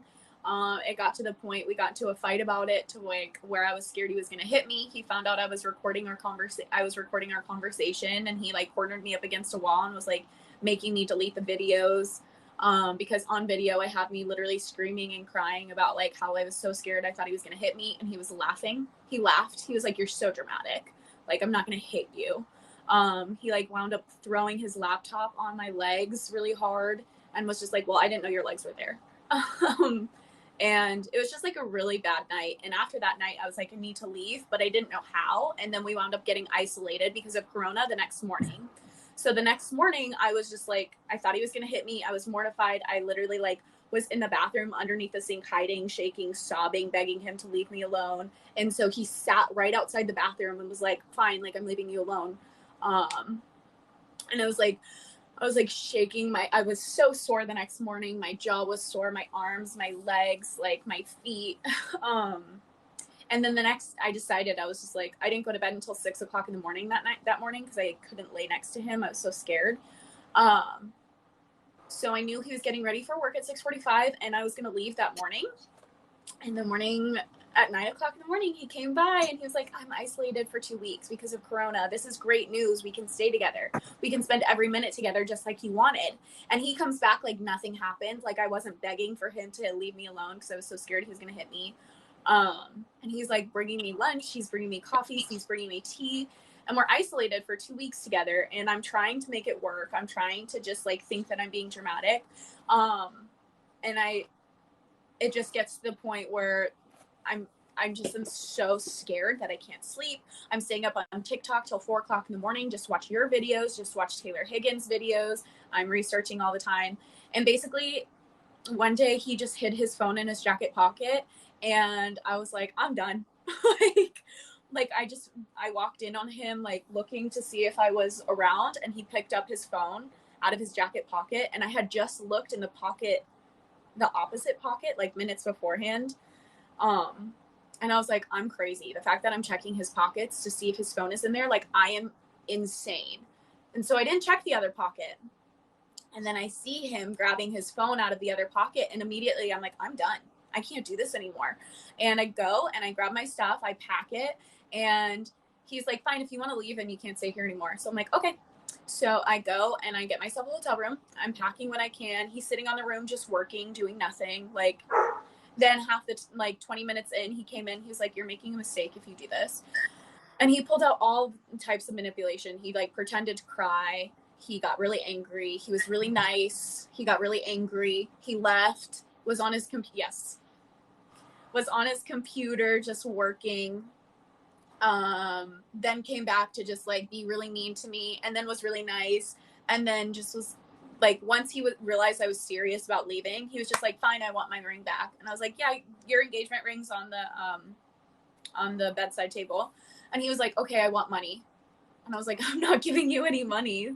And he was just like, well, I want money for this, this, and this. And I said, okay, then I want money for my plane ticket, for my wedding dress, for this, for that. And then he was just like, it was just like going back and forth. And I would literally have this on voice recording. I left and I was like, I love you. And I'm so thankful for all of the time that we spent together. And I'm so appreciative of you and everything you've done for me and everything your family has done for me, but I need to leave for my mental health. And he's like, what about my mental health? And I was just, he's like, this would be better for my mental health too. And I was like, okay, then I'm doing you a favor then. And he's like, no, because I actually love you. You don't love me, but I really love you. And like, that was a big thing about how by me doing this, it shows that I don't love him. It shows that I don't love his family. His family's going to be disappointed. My family's going to be disappointed. But ultimately I left. I walked out the door. He slammed the door behind me, texted me immediately and said, hope you have the decency to tell my family. I walked myself with like 4 bags. I had 2 giant suitcases, a giant Vera Bradley like duffel bag, and my purse. And I walked like 1.5 miles to the, I think it was actually 0.5 mile. I'm lying. I walked like 0.5 mile to the hotel room, but it was on cobblestone. So I was like sobbing. I was like, like dragging all my stuff through cobblestone England in the middle of a national lockdown pandemic by myself with nobody there.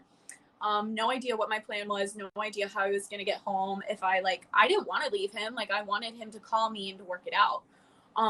So I'm like at the hotel, I can see our apartment from the hotel. So I'm just like hoping I see him, hoping he'll call me, hoping anything. And I'm like, if I don't hear from him by noon, like we're going to London. So by noon, I didn't hear from him. So I walked like another 0.5 mile to the train station. And I was like, if I don't hear from him by 1:30, we're getting on this train. 1:30 came around, never heard from him. So I got on a train. My dad booked me a hotel and I was just like, okay, if we don't hear from him by 7:00 tonight, we're buying a plane ticket for tomorrow morning.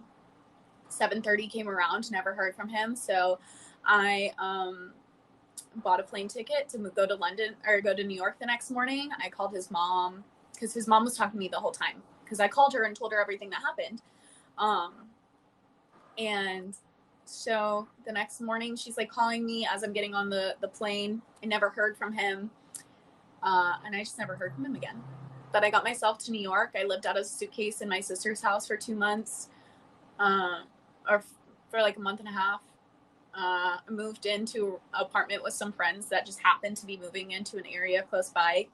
And yeah, just had to start over. Got a job 1.5 months after, like making more money than he is. So he would be really mad at me if he found out I was making more money than him. But my first job, making more money for him in something I don't even have a degree in, he would be livid. So that's like my like, haha. Yeah. But yeah, I don't know. It's just like there's so much of the story that's even left out that is just, it's really wild. It's crazy because, you know, I flew out of the airport that he picked me up at. So like I walked past and I could be like, that's where we were parked when we said hello and we were getting married. Like, and we were like happy to be getting married.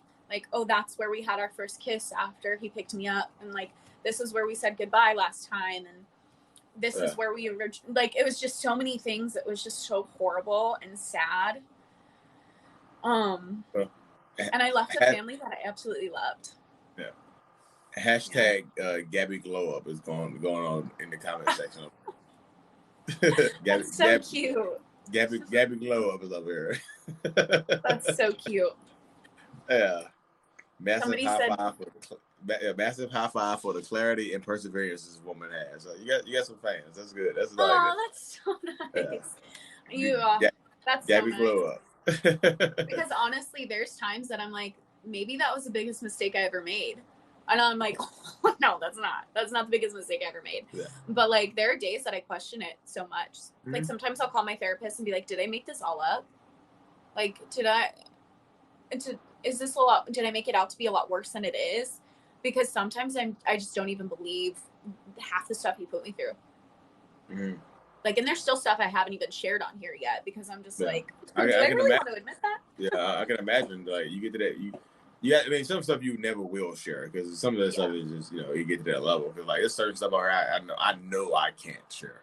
You know, mm-hmm. I just can't do it. It's just some fact, you know, where I am in my life right now, I just can't do it.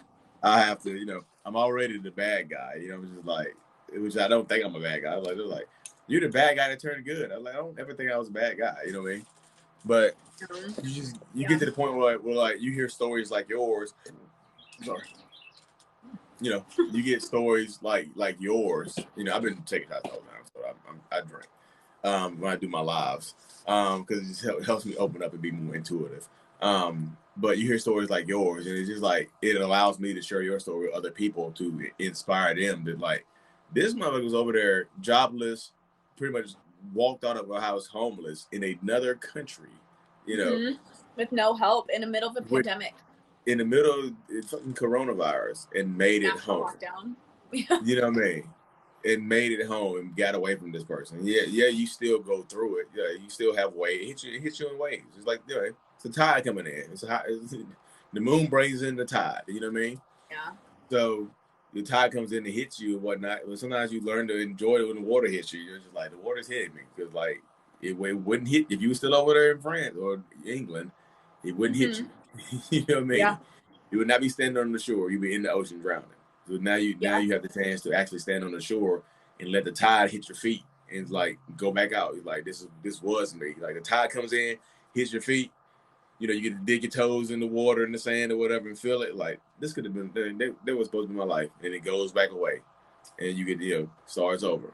So you at the point now where like, you know, this inspiring. That's why like, you know, I don't know why I've always thought about doing these, like these lives of people. I've always thought about you being the first person on there, you know, and you just having to reach out to me. I was like, hey, that's faith. I swear to God, you know, I promise. I always thought about doing these. And I'm like, I need to have her on here to tell her story because your shit, like, and then you just happen to say, let's do a live together. Like, perfect, you know. Now I don't have to get rejected.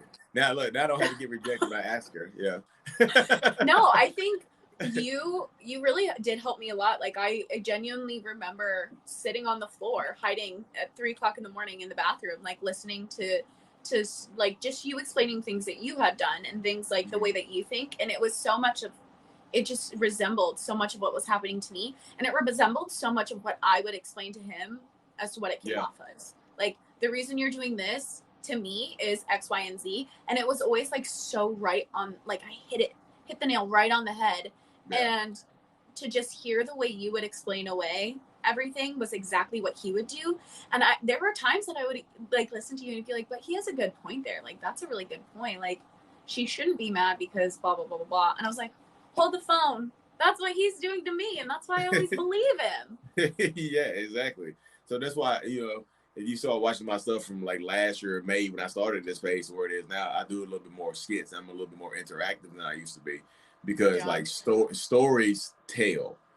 If I can do a 60-second skit where I'm just bouncing comments to myself of crazy shit that I've said and done, it helps other people. Like, wait, my husband did that. You know, like I said, that woman that got out of the 30-year marriage, she said that. She's like, I did not know what a narcissist was until I got on TikTok. She's like, my daughter is like, Mama, you know, you need to do this TikTok challenge with me. And she's like, I like the app. I like the little dance and stuff. And somehow she got on TikTok. I don't know how it happens. Somehow you end up on Narcissist TikTok and you see my face or somebody else's face, Matt Pfeiffer, or, you know, What Does It Matter? Everybody coming from their different points of view and stuff like that. You might even see Kyle on here talk about the female narcissist in his life that drives him crazy. And then you just like, this is what I'm going through. Like, wow, wait.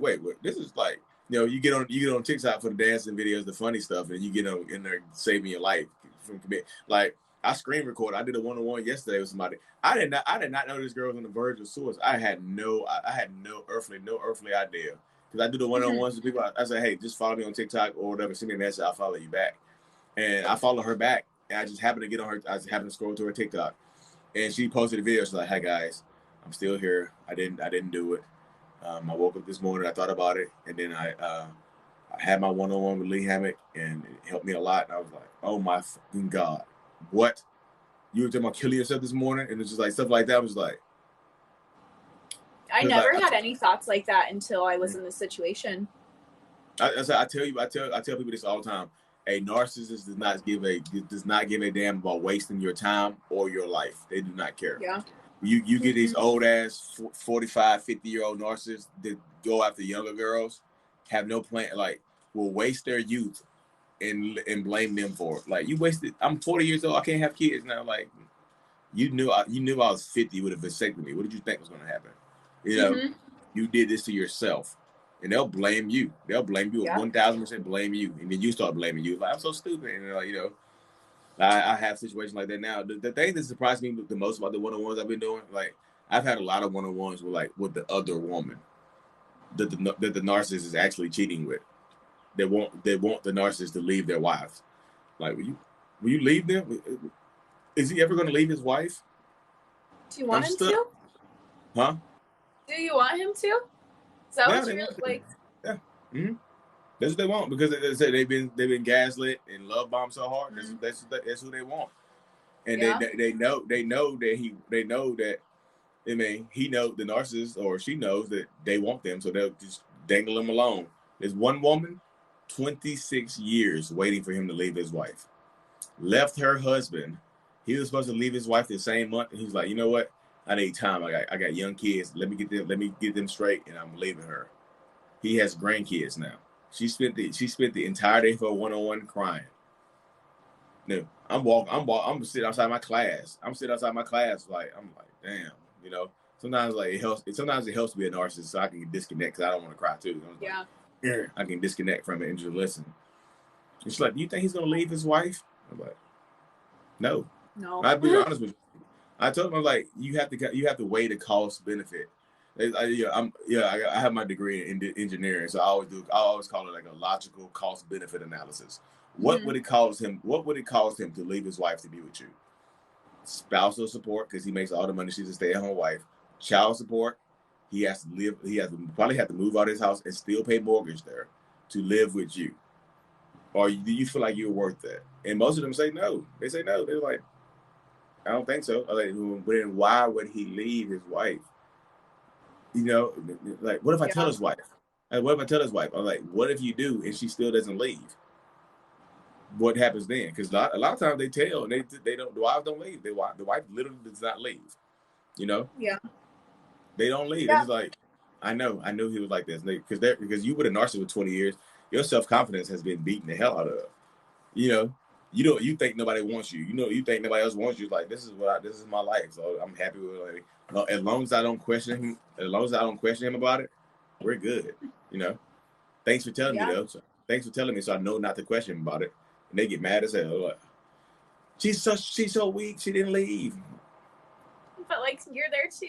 I mean, I totally understand in the sense that, like, when I found out he was cheating on me, like, I remember just being like, I spent so much time building up like who I am as a person, as an individual, and you just like have to do everything in your power to knock me down. So I just like am not confident. Like, everything I've worked for, like, you just broke down with this one selfish act. And like, I remember wanting to talk to the girl and just be like, what actually happened? But not because I didn't want him to break up with me, because in my mind I still wanted to make it work, because I wanted to like prove to him that I was like good enough for him. And it was just like, I really wanted to be with him, but the whole thing was just being like, why am I not good enough for you? Like, you told me how much you loved me. You talked about like this life with me. Like, I want to be with you, and I'm going to sit here and I'm going to make it work with you so that you really see how much I do love you. And like, I'm going to take you back, and you're going to just like see that as like a strength that I have and a love that I have for you that nobody else will have. And so for me, I thought I was like doing like such a heroic, like wonderful thing. I was just writing stupid on my head. That just lends to the fact that, like, at the core of narcissism is narcissists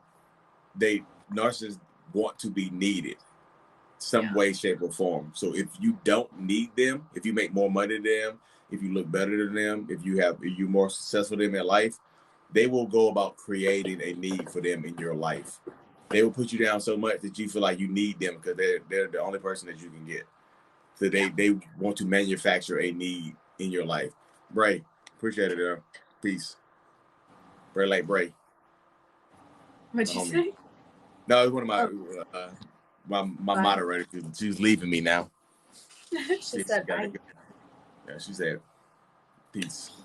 She chucked the deuces at me and whatnot. So I have a question. My ex had a vasectomy. Does that make them a narcissist too? He had it young. I'm not 100% certain if that makes him a narcissist though. You mean, I'm about to get a vasectomy. I don't need no more kids, y'all. So How do you stop? How do you stop the need for them? By needing yourself more. That's how you cut the need for them out. You need yourself more. You don't need them. You need you. Yeah, for me, there was one point that I literally was just like, I need to love myself more than I love you, because I don't love myself at all. In fact, I hated myself. I would look at myself in the mirror, and I would just like look at myself, and I would just be like, I fucking hate you. Sorry for cursing, but I would literally just be like, I hate you. Like, I would look at myself in the mirror, and I would hate who I was. I didn't smile for weeks. Like, if you know me, like I love smiling. I love having personality. I said yeah. Yeah. I didn't smile for weeks. I had no personality. I was nothing. And the minute I was just like, I need to love myself more.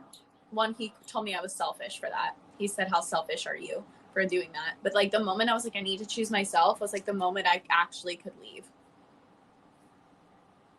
Yeah. So that's why, like, everything I preach now is more along the lines of self-love. Like, you have to love yourself more. Like, how do I get over him? Like, you have to love yourself more than you love him or her. You just have to, point blank, period. You know what I mean? Literally point blank, period. You have to create a more love for yourself than you love for them. You know what I mean? Say hello. Yeah. El Musa, hello. I just got here. Why did he call her selfish? You missed the story. You just you got to follow Gabby and hear her story. Yeah. Go through her vid. You'll hear plenty of stories. Yeah, you just take the emotional ride with Gabby, because it's a story. You know, it makes me emotional, and I don't like to get emotional, y'all. I don't like emotion. That's why I see her. I see you. I'm like, I'm scroll by here real quick. No, You're like, I can't do this today, Gabby. Yeah. Yeah. Like, Gabby, it's 6 a.m. Like, you already started. Damn. That's how I feel. You know? Oh my gosh. I was telling my therapist, I was like, I feel like I've never been addicted to drugs or anything like that, but I feel like I'm literally coming out like off a withdrawal this week. Like the way that in movies, how they like talk about people like shaking and like having cold sweats. I was freezing, but I couldn't stop sweating. I was shaking uncontrollably. My heart would like randomly have like this weird like pulse, and then adrenaline would just start pumping through me. My teeth were like chattering, like I like my stomach just like every 15 minutes felt like it was dropping, and I would just like this weird body stuff was happening to me. I constantly felt like pins and needles, just because this girl reached out to me to talk to me about like how I was right. And it's just like that lasted for 3 days. Congrats on your diploma. Thank you. Her name is Gabby. Her name is Gabby as well. Thank you, Gabby. Hi, Gabby. Yeah, Gabby to Gabby. That's the next chat. Gabby to Gabby. Yeah, but like, would you say? You mean I saw that. I was like, what made her reach out to you? How did she found you on TikTok or something like that? How did she know to reach out to you? She found. So actually, it's really funny. I'm not gonna like put this on my Facebook or my TikTok just in case like anybody ever. I feel like somebody is sending him my videos. I have a bunch of random videos with only one share, so I'm sure they're going to him. Yeah. But she added him on Facebook, and all of the posts about me moving over to England are still on his Facebook. And he was telling her that we were just dating and that we broke up and weren't that serious. It was a mutual decision, blah, blah, blah, blah. So she like found me on Instagram and then found my TikTok through my Instagram. So she's just been like silently stalking me. I was like, I would have done the same. So it's fine. And one day she just like felt like reaching out and telling me, and she basically was like, she literally gave me like a trigger warning. It was just like, if you don't want to hear about him, don't read on. But she was just like saying that she saw a lot of similarities in stuff that I was saying and how he treated her. And then she was like asking me questions, and she was like, is he a professional tennis player? I was like, he got kicked off of our tennis team in college. Like, no. And everything he told her was a complete lie. Like, there were so many things she was talking to me about. I was like, every single one of those things are a lie. Like, he didn't tell her one true thing. Really crazy. Rachel Lane says, I cannot thank you enough for this. You are literally saving my life. So you're saving lives. You're like literally saving lives. See? Yeah, I remember that feeling. So that's like why I did this, because I was like, I need to help people the way that I like needed to be helped, you know? Like, I just remember those feelings of feeling helpless, like nobody could ever understand. And the only way I got through it was by listening to other people's stories to know that I was going to be okay. And somebody asked me, did you feel conflicted when he didn't reach out after you left? Yes, I was very upset. I wanted him to reach out. Yeah, I wanted him to. I was hoping I was like, I have until April 13th for him to change his mind. And then I started talking on TikTok about my story, and I was like, can't change my mind now. But yeah, I wanted him to reach out so badly. There's still days that I do, but I know that's more of the trauma bond than me. Yeah. And I think it's just the point that I've always felt so worthless to him. Like, I always was just like, he doesn't care about me. So this trigger warning. What would happen if he did reach out? I've played this out of my head so many times. First of all, if he did reach out, he would have to either email me or make a fake account somewhere. Or message me through his brother. His brother still follows me on social media, so but I would want to reply. I want to reply, and I would want to tell him how horrible he is, and I would want to just like say everything that I've ever wanted to say to him, because I've only said very kind stuff for the most part. Especially when I was leaving, I was so nice to him. I was about to say, so when you was leaving, but like I feel like when you left, that's what you needed to say. That's what needed to be said. Like that statement you made, it doesn't seem like powerful and just shut him down type shit. But that statement was it provided closure. When I was hearing it, that was your closure right there. That's why I feel like you can heal because you have closure. Like most people can't heal because they don't have the closure that they need. Like when you said that, I love you, but I need to leave for my mental health. That was literally you shutting the book. And I was like, damn, that's closure. That's a statement of closure right there that you made out loud. You verbalized that closure, and not many people get that gift. And like, right then and there in that moment, you might not have realized that was closure, but like literally when I heard it, I was like, that's closure right there. You know, there's a woman that cut her mom off recently, and she's like, I just don't have closure. Like the last thing that she sent me was a question, and I didn't respond. Like, I don't have closure. I was like, if your mom died tomorrow, would that provide you closure? She's like, no. I said, so you see, like even her death would not bring you closure because it's not something that she can give you. It's something you have to give to yourself. Like if the person you cut off dying does not bring you closure, then it's something that is not something that they can provide in their life. You know, it's something you have to provide to yourself. It's something you have to give to yourself, because closure is the gift that you give to yourself. It's not something that, you know, he can give you. It's not something that, you know, his mom or your mom, anybody can give you. It's something that Gabby gave herself on the way out. When you said that shit, that's power move on the way out. You know what I mean? Literally on the way out. He's like, I love you. I appreciate everything you did for me. And that's power. I know right now in the moment you like, cuss him. I should have cussed him. I should have called him. I should have said his dick. I should have said his dick little. I should have said you stink. Yeah, I should have said so much stuff. You're not that good at tennis. I should have said so much other stuff. But like in that moment, you said what you needed to say for yourself, and that was enough. And I feel like he knew when you said that shit. I feel like he knew. That's why he didn't reach out, because like they only reach out if they know that they have an opening. I feel like he knew you shut the door on his ass, literally. Yeah, because I had never left before, never.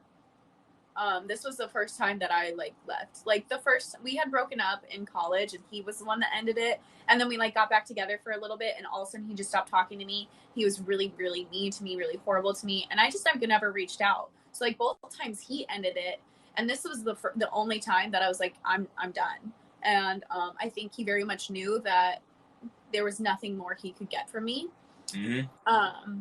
And you know, I've walked around and I felt like I haven't had any closure. I feel like I just want the truth so, so badly. I know that there's so much that I don't know that I wish that I could know. But I think the biggest thing about closure is like, it's not real. Like you have to create a closure, like you were saying. Because there's always going to be things that I wonder about. There's always going to be things that I wish I knew.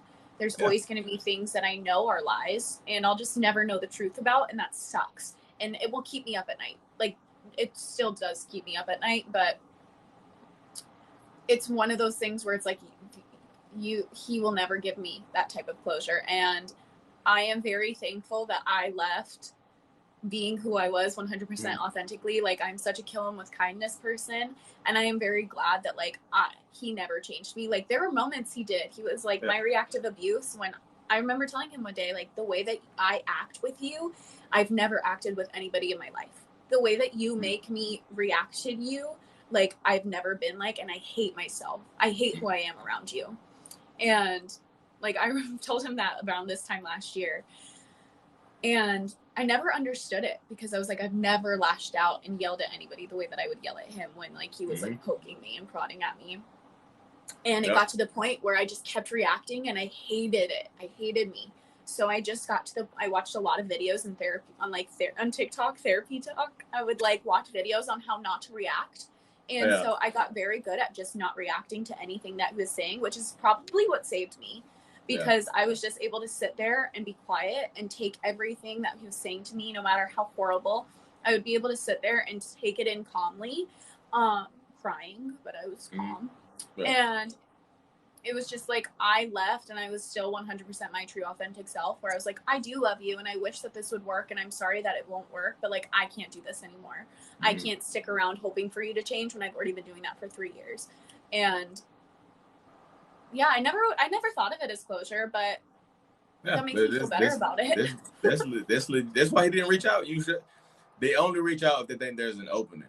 You shut the door on him. You literally shut the door on him. Literally, not figuratively. Literally, he's like, I need to do this for my mental health.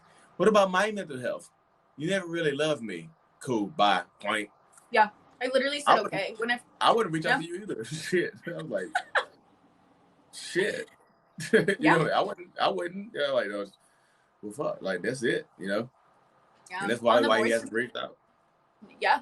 On the voice recordings that I have, he was literally just like, you've never loved me. And I just said, okay. Like, you're leaving me because you don't care about me. Okay. Like, everything he was trying to say, I would just be like, okay. Because the minute I tried to be like, you're manipulating me, that is a manipulative statement and I'm not dealing with it. Or like, you're gaslighting me. Then he would just be like, oh, there comes the aggressiveness. There she comes. Your true self is coming out. And so I just would say, okay. Yeah, okay. That win. That's a win. That's a winning statement. I think one of the most powerful things you said was on the way out. You said I was always a killer with kindness type of person, and I was able to maintain that on the way out. And you killed him with kindness on the way out. So that's like you got to maintain your sense of self on the way out, which is extremely powerful. Like I said, that's a gift not awarded to many. You know, so that's a gift. It's literally a gift that you got to remain yourself on the way out of there, because that's literally bossing up, fixing your credit. Yeah, you know, it's literally it right there. Oh my God, did you date my ex? You sound so much like him. You got a lot of people over here. But Gabby, I have to, like, it's Mother's Day. I have to go here and hang my wife up. Of course, tell her I said Happy Mother's Day. I definitely will. So we have to do this again because, like, I've there's a lot of more details, and I can share my little story and stuff like that too. At the plan. Yeah, that'd be great. That's it. Yeah, I tell you, I seriously considered you for the first person to do this with. I promise I was thinking about that. So I'm glad you reached out. You saved me. I don't like people telling me no. So I'm not gonna let them tell me no. You know? I'm gonna just keep doing it myself, and somebody might reach out to me. Yeah. But thank you. Hey, Cal, appreciate that. One healing journey. I'm gonna have you on here one time too, man. Because like I said, we need the female narcissist perspective. I have a good friend. There's a female narcissist that. She posts on TikTok, but she doesn't post as much anymore because she's going through some man problems in her life in New York. She's in New York too, which is kind of crazy. That is crazy. Yeah, she's in New York, and like her ex, they live in an apartment, so she can see her ex's apartment from her apartment. You know, and she's like, I can see him bringing girls in there, and I was just like, I'd have to move. I told her to move, but you see, that's the narcissistic dynamic. She likes that shit. She likes it. She likes the fact that she can see him and he can see her, and they can like clap some cheeks with the window open and see each other. It's just weird. It's just like they like it. They like this shit. They'll go do it. They'll see each other doing it, and they'll do it. They'll do it later. It's just weird. God, I would simply cry. Couldn't. I'm in New York. Plain Jane in the Rain. Yeah, Plain Jane in the Rain. You see, you know her. She got a little reputation, but like she doesn't post as much. I need her to post as much. That's like she's one of my first friends in the self-aware narcissist group back in 2017. So I rep Plain Jane in the Rain all day, every day. It's my homie. You know what I mean? Aww. Yeah, I will rep her. And I see her going through her stuff, and I was just like, girl, just come ride with me. We can do the, you know, that's my homie. It's like, let's do a live together. It'll be a dark ass live. We did a live on Instagram with that. It was dark. You know, sometimes you can share the Instagram to like the IGTV. I deleted that shit. I was like, this is not getting posted. You're like, gotta go. Nobody can see this. I'm like, I said, you have to tune into this one to get it. I'm not posting this. It was because she's a different breed, literally. You know what I mean? Oh my But anyways, goodness. like, but you know, it's like, you know where to reach me if you need anything, whatever. Like you're yes, one of my same. you're one of my homies now too. So yeah, you're one of mine. I appreciate you. I appreciate everything you've done. You really helped me in so many ways. So I really am appreciative of you, and I'm so glad we got to do this. Likewise, me too. Like I said, I like doing. I'm always live with myself, and it's back and forth. But I think I can save it. I might post it on YouTube. It wasn't super dark. I might post it on YouTube. I think I can download it and post it. I'm gonna see about that. Yeah, because they stay live for like 90 days, 60 days. Yeah, I saw it the other day. I went live and I saw I could replay it. I was like, maybe I can save it and post it. I might do that. But yeah, awesome. Thank you, everyone. Hey, thank y'all so much for tuning in here. I'm super appreciative of everybody, the love and support. And like I said, if y'all follow Gabby, it's Gabby_Marcellus. Y'all can see her over here. She's literally a survivor. You hit 90K. You hit 90K earlier. You had 90 points. Almost. I'm like at 89.7 or something. So close. Well, you've gained 800 followers, so you had 90.5 now. Yeah. Oh my gosh! Thank you. You gained 800. You had 90.5K followers now. So you. What? Wow! Thank you guys. Yeah, that's insane. I'm telling you, your story is super inspiring. That's why I needed to have you on here, because like, if that you really can leave overseas, if you can leave from overseas, then y'all can leave that man in a townhouse downtown Greensboro, North Carolina, with nothing going for himself. I will say, like, I've honestly deleted my TikTok so many times, so it does mean a lot to me. Like, there's so many times that I'm like, I'm embarrassing myself. I'm doing this. I'm doing that. Like. Yeah. So it does mean a lot. So wow, thank you. Yeah, you bid 100K. You bid a milli here soon too, though. So. That's like my dream. So that'd be amazing. Yeah. You'll get there. Just keep posting. You know, like I said, you keep posting your stories, stuff like that. People catch on. Like, you got a lot of support over here. Like, people like, I'm telling you, hashtag Gabby Glow Up was trending, which I think was funny. I was like, wait. That's so cute. I'm writing a book, everybody, so stay tuned. I've never had a hashtag in my own chat, but Gabby Glow Up was. Yes. Gabby Glow Up. I was like, which is a cool hashtag. Yeah, you should use that hashtag now, for real though. Like, on every. I'm going to now. Thanks, guys. I've never had a hashtag. That's literally but I'm your writing hashtag. A book, so Lee, I want to read yours too. The Narcissistic Code is coming soon. So yeah, I want to read it. I'll send you parts of mine too. Send it to me. Like I said, I'm building up to the point where like I'm into writing the book with a survivor and all kinds. It's coming. Trust me. Amazing. Awesome. As it grows, it grows. But anyways, thank y'all so much for tuning in. Gabby, like I said, hit me up on Instagram, Snapchat, whatever. You know, you got me. If you need my number, call me. Yeah. You had to talk to somebody. I'm always here. Lee is set for word. Lee love. Thank y'all for the hashtag, y'all. It's a little late. It's a little late now, but thank y'all. All right. Anyway, tell your wife Happy Mother's Day. We'll do. Thank y'all. Appreciate it. Bye. Thank you, guys. Okay. Bye.